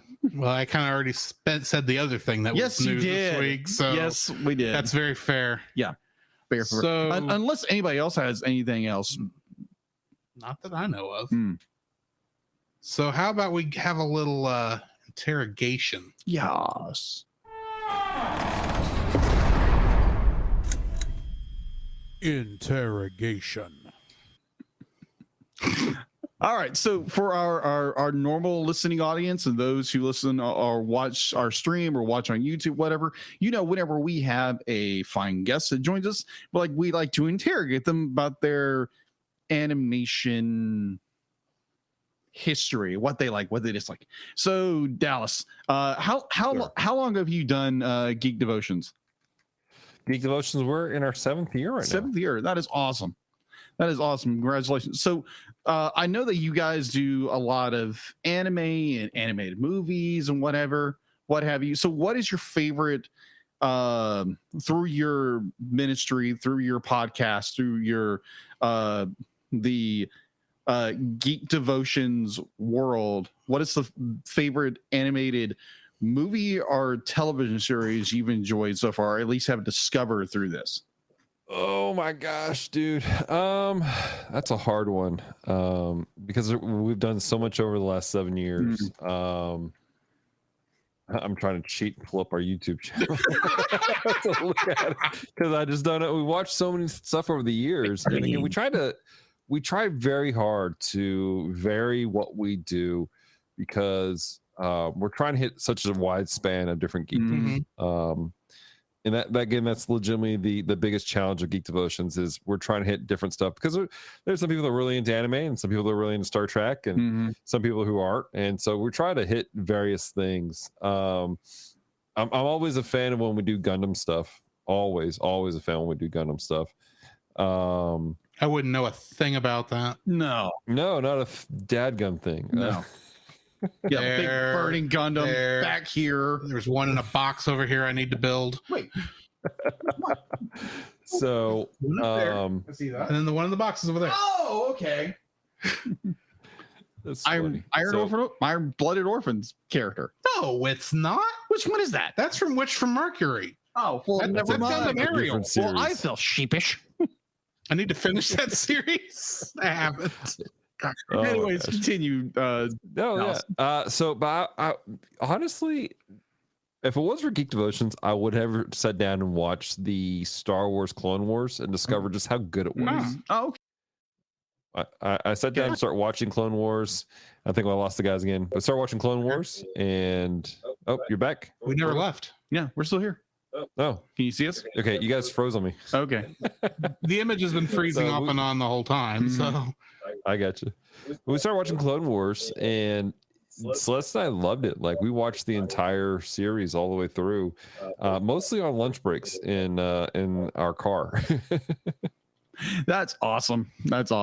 So, but we had Francisco from Retro Rewind. Retro. I almost said it. Retro Rewind podcast. He almost fudded there. I almost fudded it. So Roy gave that Shining movie a 3.5. Yes, a 3.5, and he was like, "Yes, that was hilarious." So, and I think he mentioned something about putting it on the lower shelf or something like that. Bottom The bottom shelf. The bottom shelf. I think he's it may have been Dumpster Fire. Dumpster Fire or something like that. I say I'm not going to call it Dumpster Fire because there's only 2 films we've reviewed on this. Oh my gosh! Dumpster Fire. Yes, if it was on that show. That was Dumpster Fire. We don't talk about Leo. No. Anyway. Whoa. So, what was your favorite cartoon growing up? Oh man, growing up, it kind of just depends on the era that we're talking about. More when you were somewhere between the ages of 4 and like 8, 9 years old. Probably in that time frame, cartoon wise, Yes. it was probably the Ninja Turtles. Oh, of course. Fair. I mean, that's just they were everywhere. They were the big thing, and I saw the movie in theater, the live action movie in theater. Yes. And the cartoon was everywhere. Mm-hmm. So, yeah, that would probably be my answer between that in that time frame. Oh, okay. I gotcha. I was very similar because my brother loved Turtles. I was a Thundercats fan through and through. Heck yeah. Yeah, exactly. Now I'll be like, what was yours? I can't remember when you were like young. Oh, Darkwing Duck, probably. Of course, be Animated like, wise. animation wise, Darkwing Duck was Yeah, amazing. because I wasn't allowed to watch Turtles. Yeah, oddly enough, I'll be like, I watched Turtles. Be like when Power Rangers came out. Initially, we weren't allowed to watch it. Yeah, We were watching Turtles and all these violent R films. We couldn't watch Ninja Turtle for Power Rangers for some reason. Eventually, my mother relented and we watched it. But I'm betting it's the same reason I wasn't allowed. The real reason I wasn't allowed to watch Ninja Turtles, and that's because it was stupid. yeah, probably. Or that's what the parental units believe. Parental units. Oh my gosh. So what is one of the favorite, besides the Clone Wars, that you and your lovely bride love to watch together, if that's animation, an animated movie or a TV series that's not the Clone Wars? Oh my gosh, what do we like watching? So there's several things we watch, and we kind of get on this habit where we binge stuff. For a long while, we were trying to watch the entirety of Bleach, which is That's a long watch. It's a long watch. It's a great anime series. I love it. I gave up going into season 4. You got pushed through, man, because You understand why season 4 broke me. Well, you got to push through, man. But the new stuff that they have coming out, we really made a big push to try to finish it before the new stuff started coming out, where they were actually wrapping up the show or the stories. And it's so good. And so we watched that all the way through. We're trying to watch a couple of new anime series right now.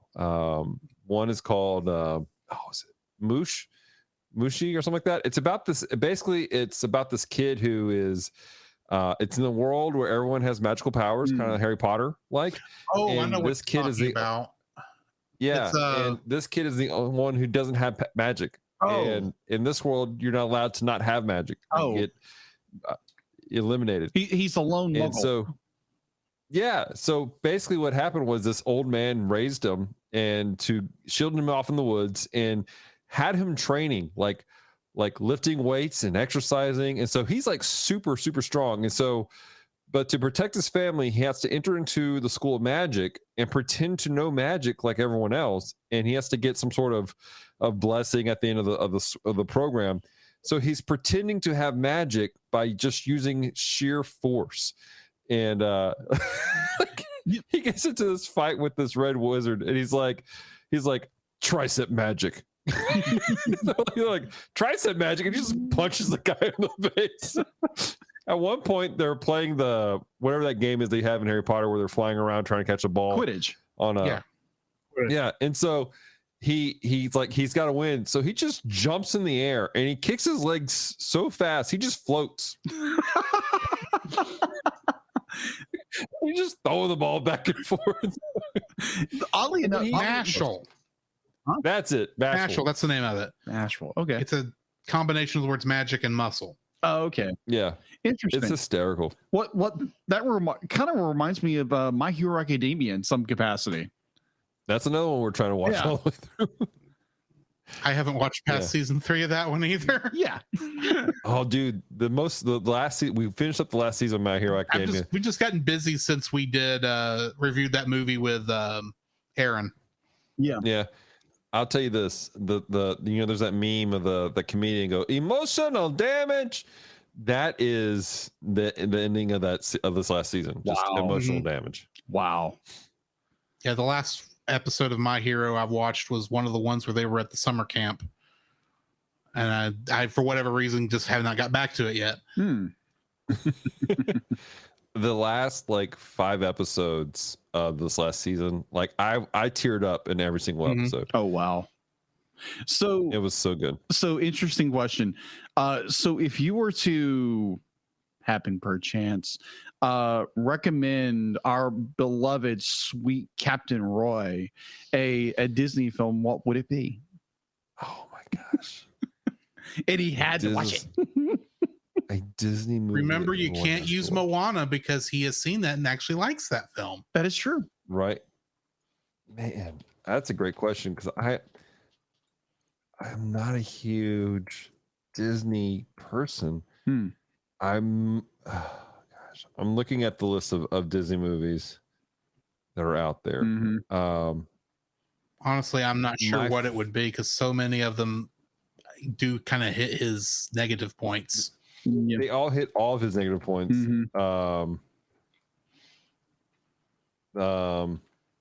can't. That's the thing. As much as we mess with him for being a Disney hater, I can't really.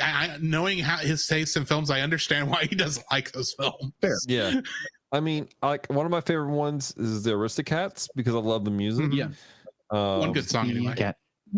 The Lady and the Tramp because I like dogs. Fun fact: when I was a kid, I had several surgeries. I had like 10 surgeries by the time I was 3 years old on my feet, and so I was always in pain. I had a cast on. The only thing that would shut me up and kind of block things out was watching Lady and the Tramp. So mom had that VHS on repeat constantly. That's fair. I had that's one of the bootlegged VHSs I wore out. Yeah. So one of those two, I'm sure. Okay. So if you had a recommendation, ask you a recommendation for a very obscure animated movie, what would you recommend? Very obscure animated movie. Man. Anime or Western? Anime or Western? Man, that is so hard because there's so many great things that are out there. Maybe.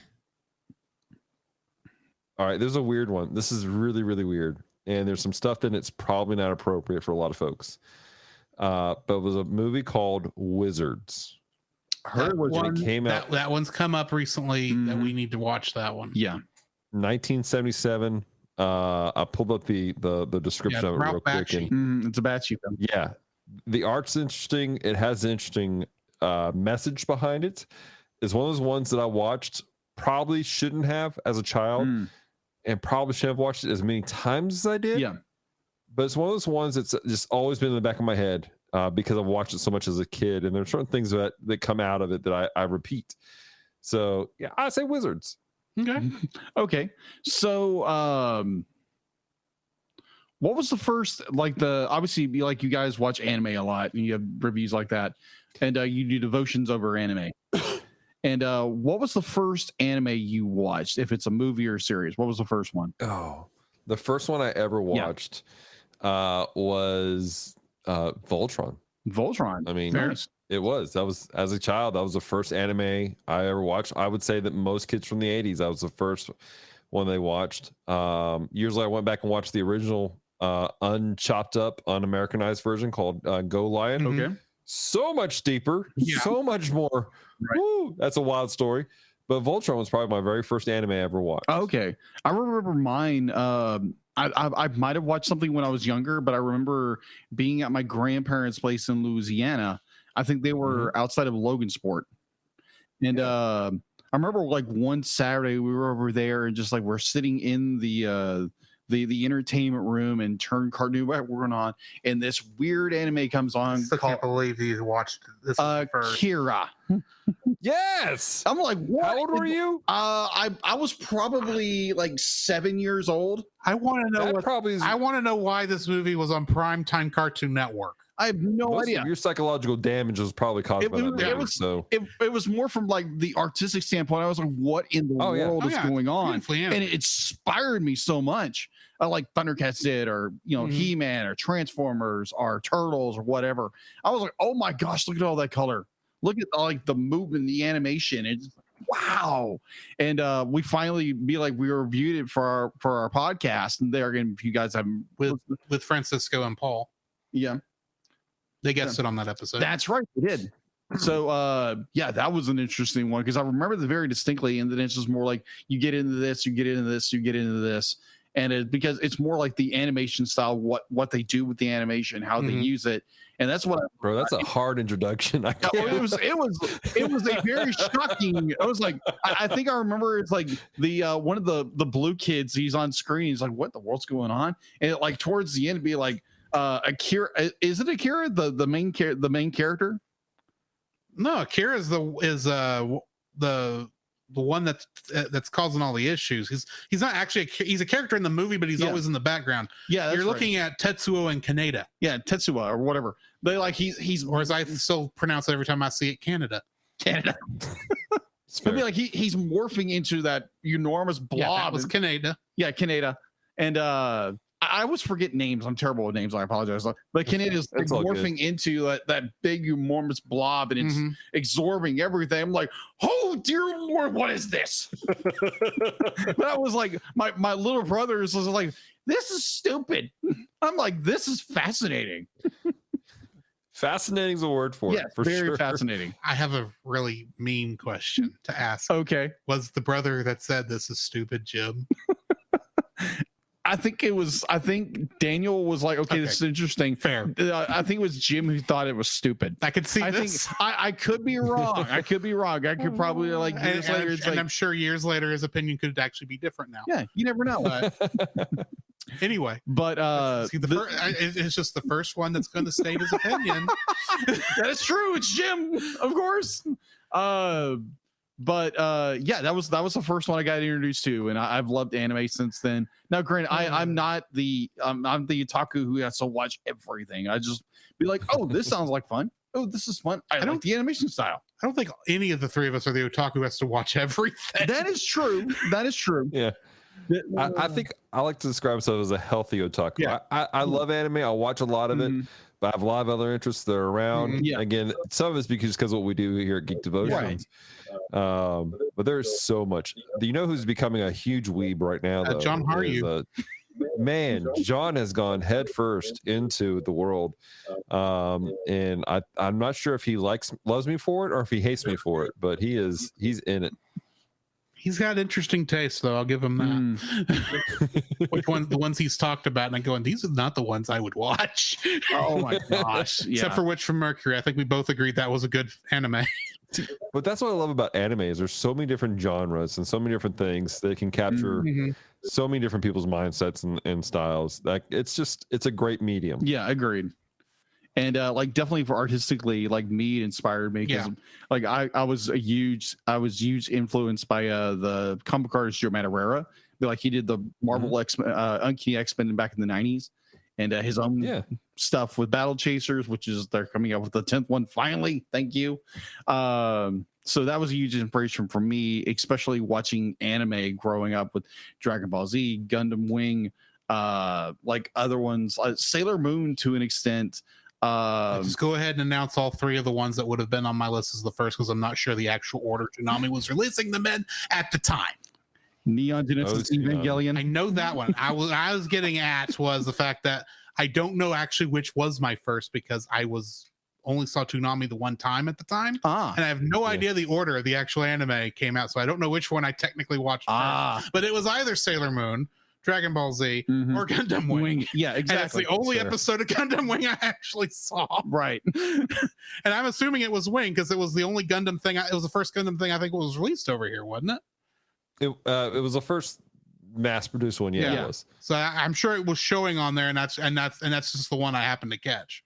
I remember it certainly wasn't Doozy Bots. Yeah, thankfully it was not Doozy Bots. Good night. Which I just heard how that happened, how Doozy Bots even happened. Like it was pitched out, and then there's they sent out the VHSs to people, and nobody wanted it, and there was a con. Of course nobody wanted it. That thing looked like garbage. I know, but there was like one single con that was out there, and a guy was like, "Oh, well, this is stupid." So he took the VHS with them to show his friends, and they made copies of copies of copies, and that's how we have it today. Like it was the only reason we have that thing. It wasn't supposed to be released to the public at all. Yeah. Wow, that's amazing. But yeah, I know one of your first ones was Evangelion, which that's going to be a trip later this year. Oh my gosh, yes. Wait. Hold on. Your first animes were Evangelion and Akira? Yeah. Close. How many hours of counseling have you been through in your life? Are you okay? Do you need a hug? I mean, hey, sometimes yes. Stitch is there for you, buddy. I mean, he's there to love on you. Good God, man. I'm sorry. Well, it was be like Evangelion was there, and it was like, oh my gosh, this is like as a kid, be just like, oh my gosh, what the world's going on? You were watching it for the giant robots as a kid. I would be willing. No, I wasn't. You couldn't have been for the psychological torment that Anna was putting them kids through. I don't know why I was drawn to it. Like there was a part of me that said like, ooh, this, and there's a part of me that's like, oh my gosh, this is a really good story. To me, it's a train wreck. Huh? It's a train wreck. You can't help but exactly. You cannot help but watch this. So you're like, stay in the presence of the guy who's tried to start it 4 times. It has only gotten halfway through it, and the only way I'm now going to watch it is because this man is going to force me to watch it after we finish X-Men. Yes, that's fair. So at least there is still a debate on scheduling when we're actually doing Pride of the X-Men. So, oh wow, because we need to throw that in there somewhere near the end of X-Men. So. Yes, agreed. So to wrap up this interrogation, oh my gosh, the island scenario. If you were stuck in an island and you only had like one series to watch, animation wise, what would you watch? One series to watch, probably One Piece, because there's so much I won't get bored. Yeah, you never have to worry about it finishing because it's never finishing. Yeah, the thing has been going on for 20 years nonstop. That is insane. I'm only like in season 2. I'm like, I don't know how they're still going, but okay. I don't know either, but they are, and they're just now saying, "Oh yeah, we're finally finishing the story." It's like if this ends up being a super long joke that the One Piece treasure they're looking the guy for by the manga is like, I give up. What? A One Piece woman's bathing suit? Okay, fair. This is the kind of jokes that I expect out of this. Okay, because it's like what Akira Toriyama would have done. And that's true. I don't know. I don't care about One Piece because I tried to watch it. I could not get into it. What, you didn't get into the G Kids version? You mean the 4Kids version? 4Kids version. Rap? Yes. Oh my gosh. I was smart about this. I waited till Funimation had put out the uncut version of it, even though there was still some weird animation glitches from 4Kids Run in the Funimation one. But anyway. 4Kids ruining childhood, one anime at a time.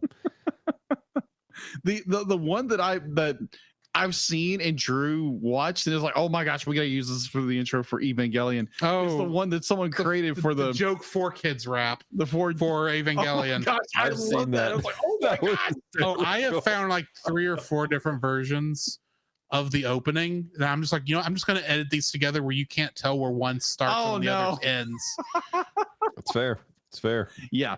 So yeah, I think that's the end of interrogation. Thank you, Dallas. All right. Now it's time for us to jump into our topic on X-Men, the animated series. Previously on X-Men.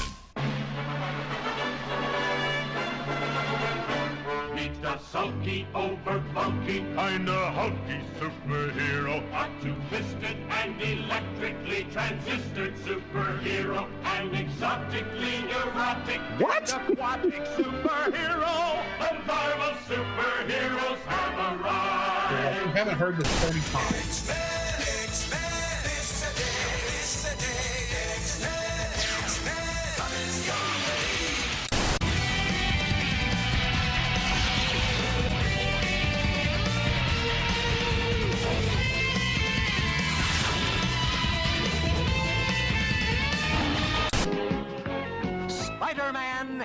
his amazing friends, Iceman and Firestar.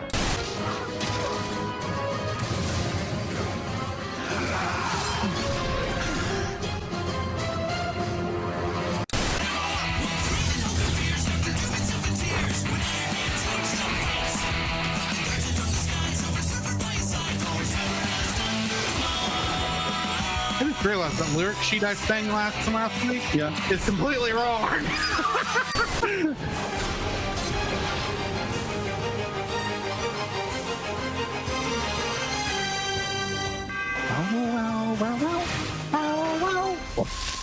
Not that that was the theme song to the first episode we're watching tonight. Right. Or we watched for this episode review. Right. First episode we are talking about is No Mutant is an Island, which first aired on September 21st, 1996. Yes. Which, if you've been keeping up with the dates, you'll notice 2 years after where the last episode and you aired. can tell the animation dropped. Because, I'll get to that in a second. It was directed by Larry Houston and Fred Miller and written by Dean Stephan. In this episode, a disillusioned Cyclops leaves the X-Men and returns to the orphanage where he grew up, only to find it under the control of a mind-controlling mutant. Yeah, I have questions about that later. Cedric Smith, who also voices Xavier, was also the voicing Purple Man, a.k.a. Zebediah Killgrave. Tara Strong voiced Skids and Sally Blevins. Really? Yeah. Must have been one of her earlier roles. Must have.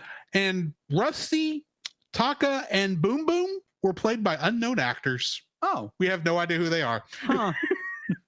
Unsung heroes. Trivia for this. Originally, this was supposed to air during season 5, but this episode actually occurs right after the Phoenix Saga adaptation during season 3. Makes sense. This service held for Jean at the beginning places it right after Phoenix Saga Part 5 Child of Light in 1994, when Phoenix Jean Grey hides the Macran crystal in the sun. Cerebro, detecting Jean Grey toward the end, places it before X-Men the Animated Series Savage Land Strange Heart. 1984, when Wolverine and Logan indicates Jean being examined on Muir Island. X-Men the Animated Series Longshot 96, X-Men the Animated Series Obsession 94, and X-Men the Animated Series Cold Comfort 95 also take place during this same time period. Due to the absence of Cyclops in Longshot, that episode may take place concurrently with the events of this one. Disney Plus listed this episode as season 3, episode 8, which is why we're reviewing it now. This is the first appearance of Zebediah Killgrave. While not referred to as such in dialogue, Killgrave is known in the comics as the Purple Man.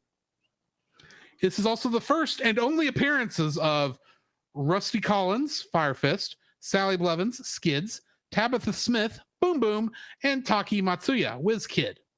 I didn't even know those characters had names outside of what we heard. In the comics, they were all members of X Factor trainee team, the Exterminators, along with Julio Richter, Leech, and Artie Maddox.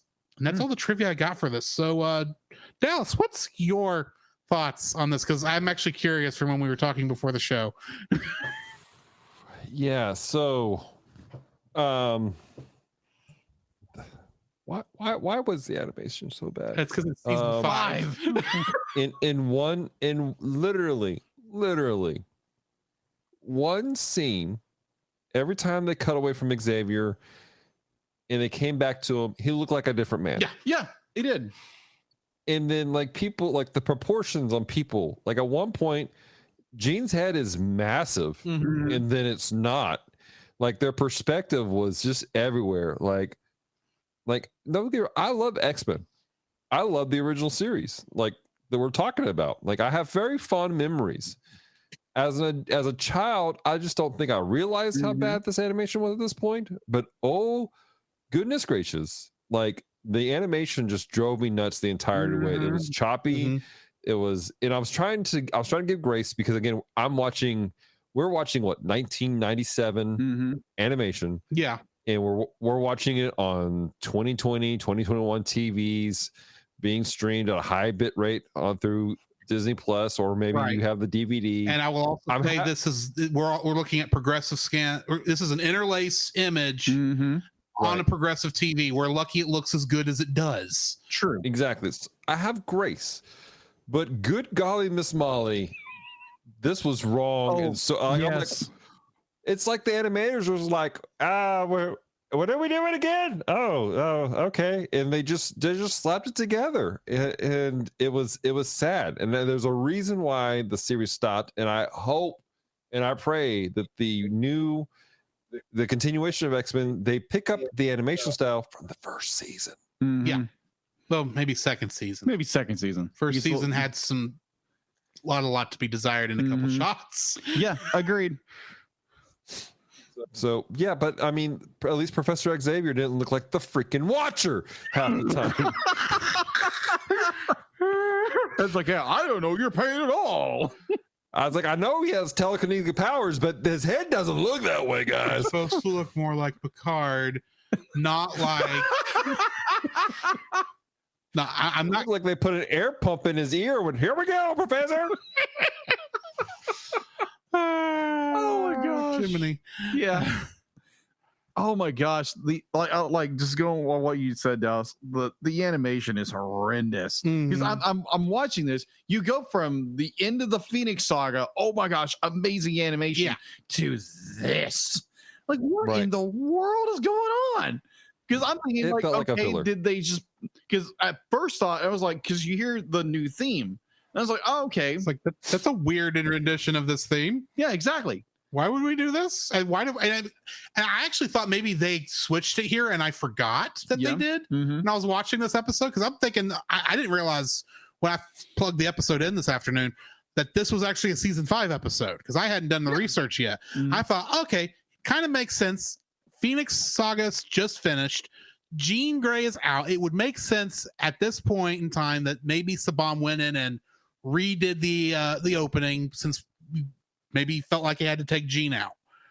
But I'm still watching it going, no, there's a lot wrong with this because there's a lot of, for one thing, I think there's a lot of shots in this new opening that have not occurred yet in the actual show. Fair. So, and it took, I was about 3/4 of the way through the episode, like after I realized, oh, that's Purple Man.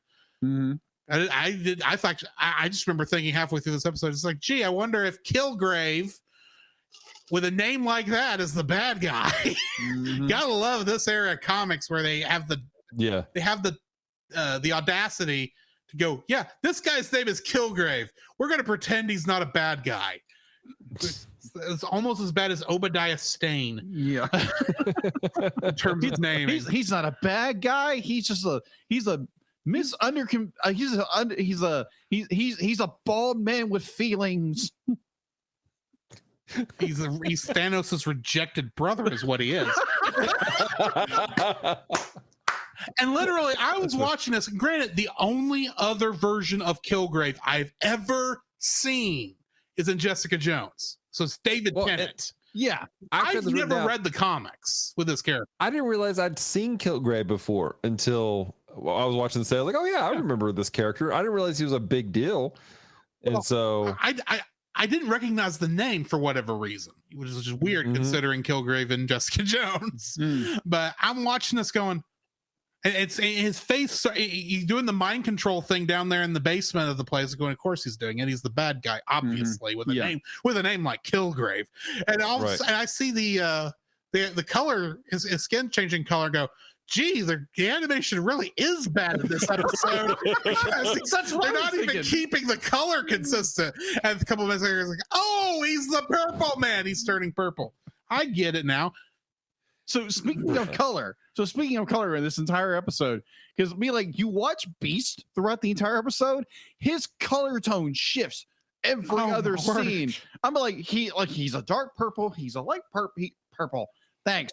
Blue. He was blue. He's a dark blue. Then he's a lighter blue. Then he goes back to a darker blue. I think at one point he's actually purple. Or his surprise me. The dark line work is way really, really, really thick. I'm like, he's fur, people. He's not muscular. He's a muscular furry guy. He's not all muscle. He's fur.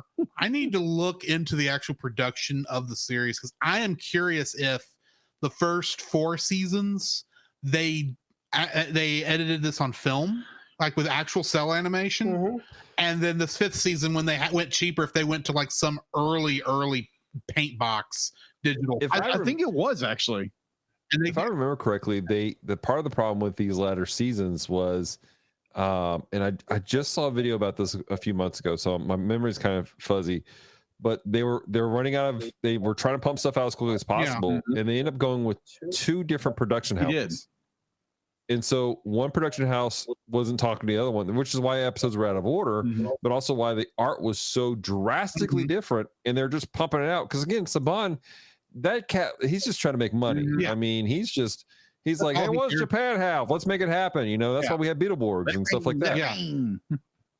Well, from the other part that I do understand about the production of this is that this episode was originally scheduled to come out in the middle of season 3, and it was written during that time period. But due to some animation issues, I'm guessing with whatever effect they were using for the Purple Man to show the mind control, they just couldn't get it out in time, and that script kept getting pushed to the side because crazy.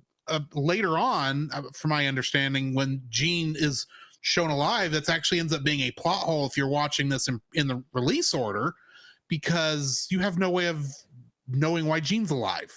And I'm still looking at it going, yeah, but you really only barely explained it here. That's true. So it's so vague. Weird is so stinking weird. Yeah, because I go back to the beginning of season 3 where they're putting episodes from season 5 in the front, and you think those aren't from season 5. I double checked that. Really? Those first 2 episodes, they did come out at this time. That's why that second one, that's like right before the Phoenix Saga starts, they put the ad as like coming soon this season, the Phoenix Saga, agreed. And then put the stupidest, ugliest fire graphic at the bottom of the screen. It's so bad. It's like, oh my word, this is horrible. Yeah, this is worse than the Just Married flag at the back of Serpentera and start in season 2 of Power Rangers. But yeah, the story itself was okay. Like it was Scott. He was upset, obviously, because he lost the love of his life. Right, it makes sense. It makes sense that he runs off and he goes back to his orphanage, which was like he had a bad experience at the orphanage, and so he decided he wanted to go back and try to help people, which is understandable. He went to the only home he knew. Yeah, exactly. That's right. But it's like, yeah, understandable. Like, you know, Purple Man comes in and be like, oh, I'm going to use these kids' powers to rule the world. or take over a state. What? Now, I've got a really dumb question. I hope somebody here actually knows the answer. 42. No.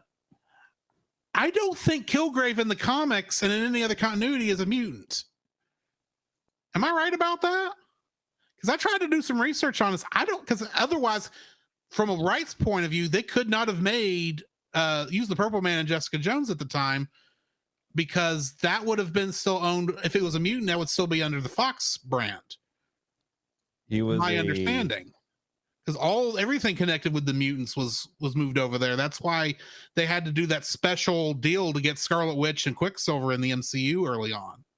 He was exposed to, this is according to Marvel fandom, he was exposed to various unnamed chemicals, changing his skin into a purple hue. He was altered by an accident, ended up giving him the new ability to control people's minds. So that's he's not a mutant.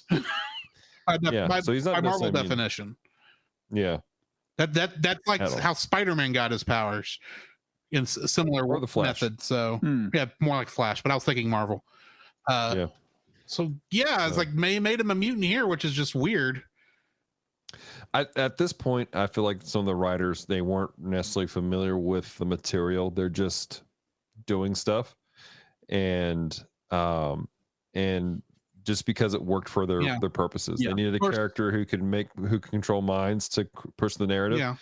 And so they chose him. And this is the first one chronologically to be a major character that wasn't X-Men related. We at least have had cameos from other superheroes throughout the else. I did like that in that one scene where he is coming in and answering the phone, you can see on the dartboard on the back wall the yellow and red Daredevil. Yeah, that was pretty cool. Like, that's a nice little callback. That was There are a lot of things in this episode that like didn't make sense though. At what point did Scott Summers' laser beams become fire extinguishers? Like, I'm curious about that too. He walked in and like, again, these are laser beams that melt stuff and blow stuff up. He's like, let me put out this fire with his laser beams. Plot convenience. I mean, basically. I mean, it's like, I know you can fight fire with fire, but that's generally to put a fire break in. You burn stuff ahead of the fire so the fire can't get past it. Yeah. In the last year, I've just discovered what Scott's actual mutant power is. Right. And this would have been before they announced that in the comics. Yeah. But basically, his eyes are little mini portals to a dimension full of energy. Yeah. And his brother has the same thing, but on his hands. Yeah. Havoc. And they can't hurt each other, as far as I understand. I guess. Yeah. All I know is I kept thinking when they were showing the other kid at the orphanage with the fire hands, I thought, are they introducing Havoc here? No, not yet. It's like, nope, that's not. I don't think they actually introduce Havoc in this series. I think they have. If they do, it's much later chronologically. Or I don't think I found out about Havoc until X-Men Evolution. The one that got me throughout the entire Phoenix saga, you have Corsair who's bemoaning his wife and the loss of his children. It's like, will you just talk to your son? Or the one where it's like Scott and Corsair are walking through. It's just like, yeah, you remind me of his son. Be like, he had these color eyes. I'm like, why don't you two talk to each other? I know I've said this the last 2 weeks. I'm going to say it again. He should have been voiced by Jonathan Frakes. Of course, there should have been voiced by Jonathan Frakes. I swear, because he reminds me of Riker. And let's face it, we all know Riker can voice act. Right. Right. He did play a villain in Gargoyles, and he's like having the most fun out of all of everyone in that show. So I have a question. Why is it that they make the fire characters angry Irish-looking people? Because fire is red, so the fiery characters need to be redheads. It's like, why are they doing this with the gingers? I mean, Jean Grey, redhead, she's on fire. You have that one random Irish dude from that runs around with the guy that looks like Rhino, and he's all about fire. Yeah, Pyro, yeah. And then this kid, it's like, what are you guys trying to say about gingers? Blame the artist who drew the character that they based this on. Like what? He couldn't be a brunette? No, he's got to have a red hair. And Irish for some reason. I mean, I know some fiery blondes. Give them anime blue hair, and then you could claim their flames are hotter because it's a blue flame. You could do that. I don't know. Oh my gosh. I mean, I'm sorry. There's only one other character I know that's fire related that's a different color, and it's Snowflame, and he's powered by cocaine. So his he was like showed up in one comic, and I don't even remember if it's DC or Marvel. It sounds like Marvel. Sounds like 60s era Marvel, but it's not. It's not. Oh my god! I only know of it from watching Atop the Fourth Wall because that was one of the bad comics he reviewed. Oh my word! I would say just overall, this episode was so funky. It was like, okay, weird episode, but like plot wise, and you can't get past the animation. It's like, what in the world? Really it's like, huh? Can we wipe this away? You actually get the story? No, it's too ugly. Keep wiping. Oh, I am not looking forward to when we actually get to season 5. Thankfully, that's only 10 episodes. Oh, good. Only 10 episodes. Snowflame is DC. Oh, okay. Just double checked that. Okay. That checks. That actually does match. Yeah. Can we get into an episode that's actually better? That's debatable. Obsession, which originally aired September 24th, 1994. Once again, if you've been following the original air dates, we have not actually gotten back to where that is, because a lot of these episodes at this point were airing out of order, apparently, also, along with the episodes that were supposed to come out being pushed back 2 years.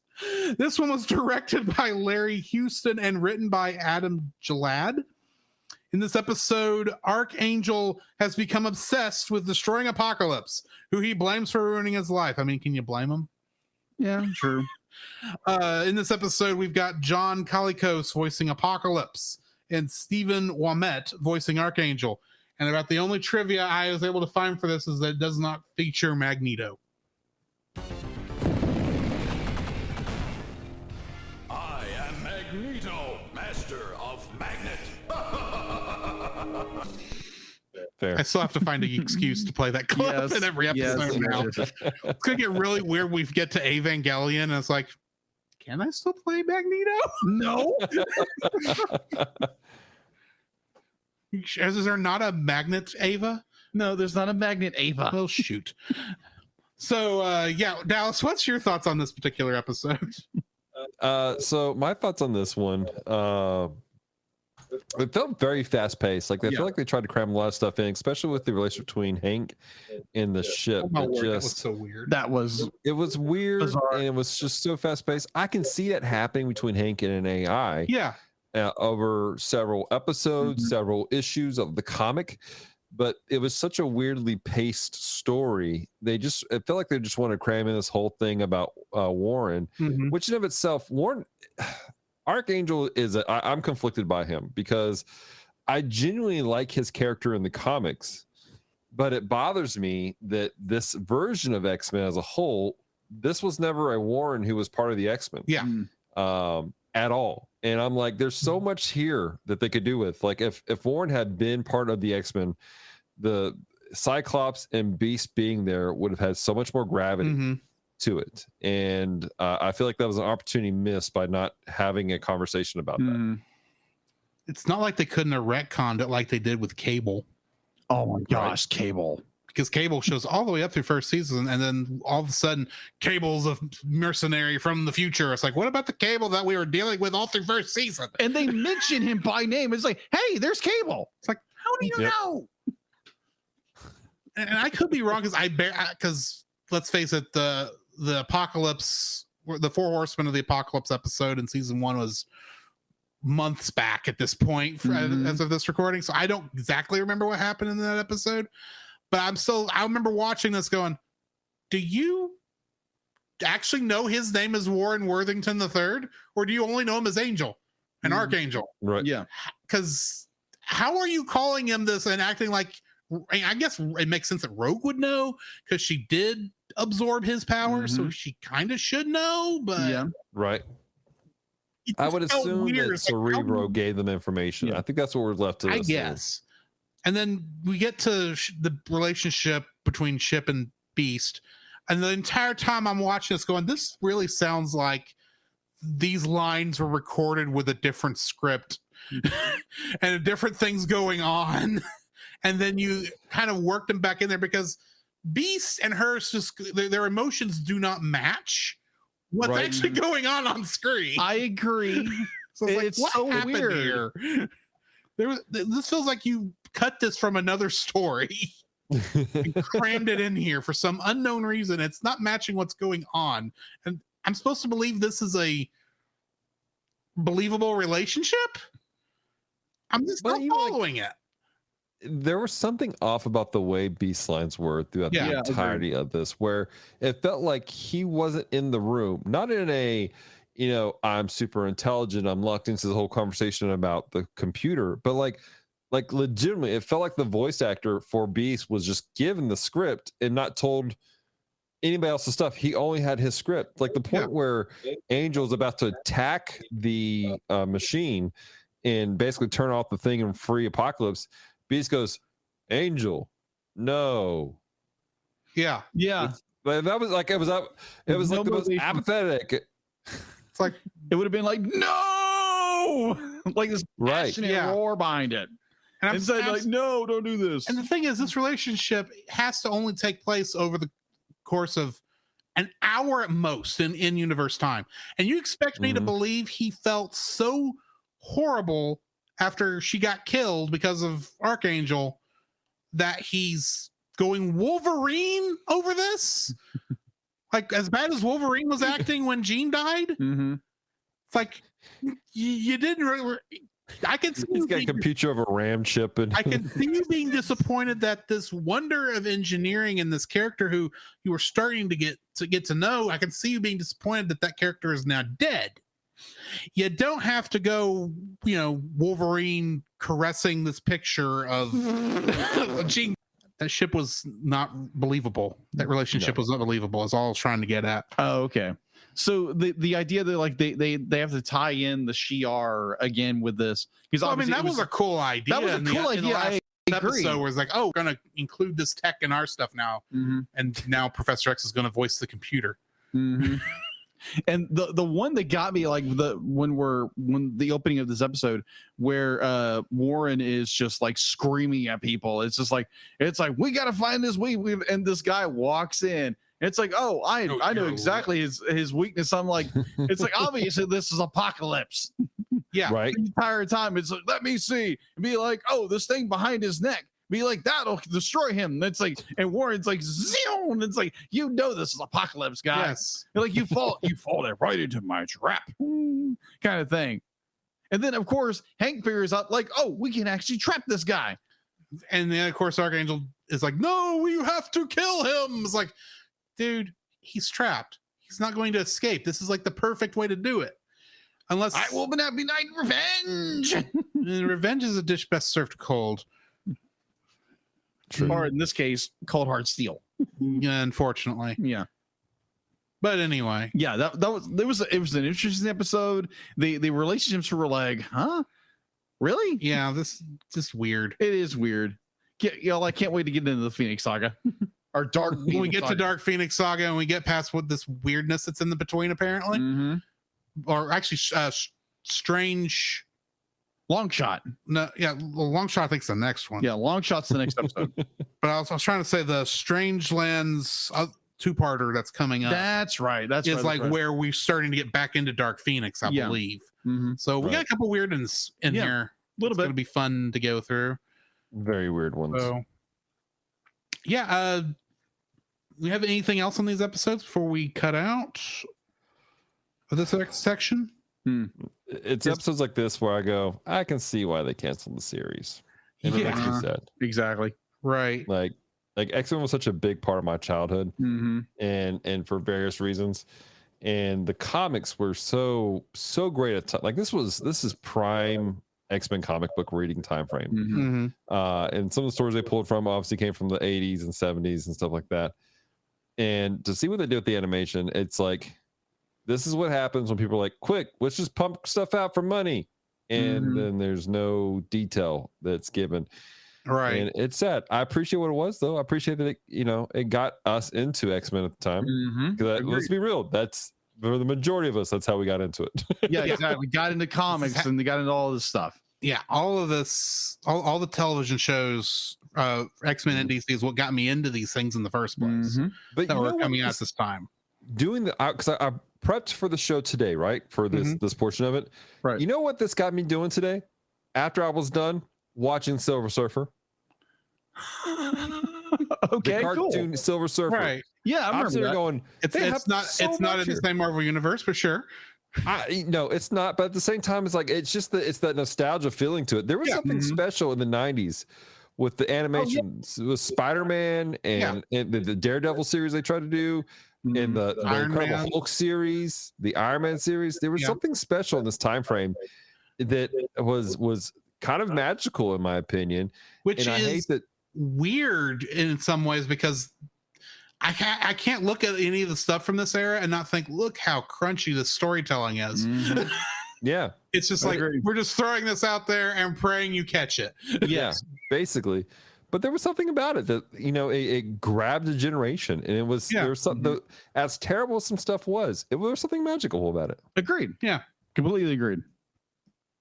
So next week on the animated series, we're going to be looking at the episode's Long Shot, which is another episode involving the characters from Mojo World.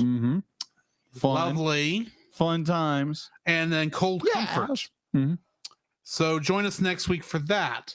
Dallas, why don't you tell us where we can find y'all at? Yeah, you can find us at geekdevotions.com, where you can find links to all of our social media platforms and the various things we do, like our weekly devotionals we put out on YouTube, and our various podcasts, such as the Gundam Watch, We Read Allegedly, Com Talk by Geek Devotions, and The Bottom Shelf. Got to get on some of those episodes eventually. Yeah.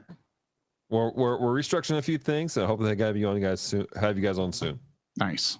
And you already know my request for Bottom Shelf. Remind me one more time. Certain evolution of a Dragon Ball. Oh yeah. That's not on this year's list. We're doing guilty pleasures right now, and Fair so enough. cards on the table. The next film that we're looking at doing is Surf Ninjas. I hear they must die, but past that, I don't know anything about them. Oh my gosh, Surf Ninjas. All right, cool. Other than that, I think that's probably going to be it for us tonight, guys. Mm-hmm. So in the meantime, this has been Drew. This is Jacob. And this is Dallas. And we'll catch you in the next frame. Every single week. Deal it.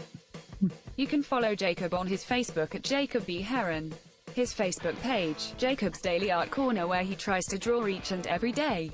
I try. His Instagram at Jacob B. Heron. His Twitter at Jacob Heron. And his letterboxd at Jacob Heron. You can find Drew on Facebook at Drew Dodgen. His Facebook page, Drew's Photobin, to see his photography.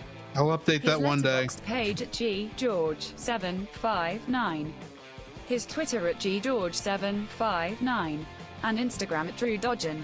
You can like us on Facebook at the Cel Cast Podcast. On Twitch at the Cel Cast Gaming. On YouTube at Cel Cast. On Twitter at cast_cel. The Cel Cast can be found at Apple Podcasts, Google Play Podcasts, Stitcher, Spotify, or anywhere else fine podcasts are downloaded from. Please rate and review us where you found us, and also on Podchaser. Email us at thecelcastpodcast@gmail.com. The Cel Cast is a proud member of both the Pop Americana and Culture Box media networks. For more information, please see the link in the description. Our theme song is Drop and Roll by Silent Partner. And remember, that's Cel with a single L.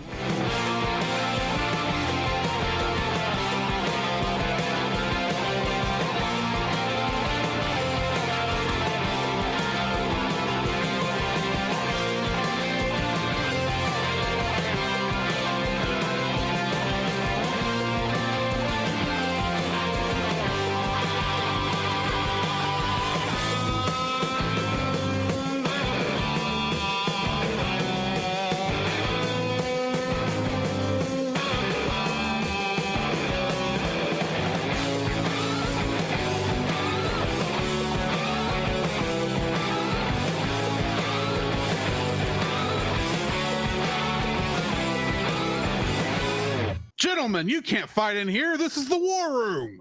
It's a lot of custard.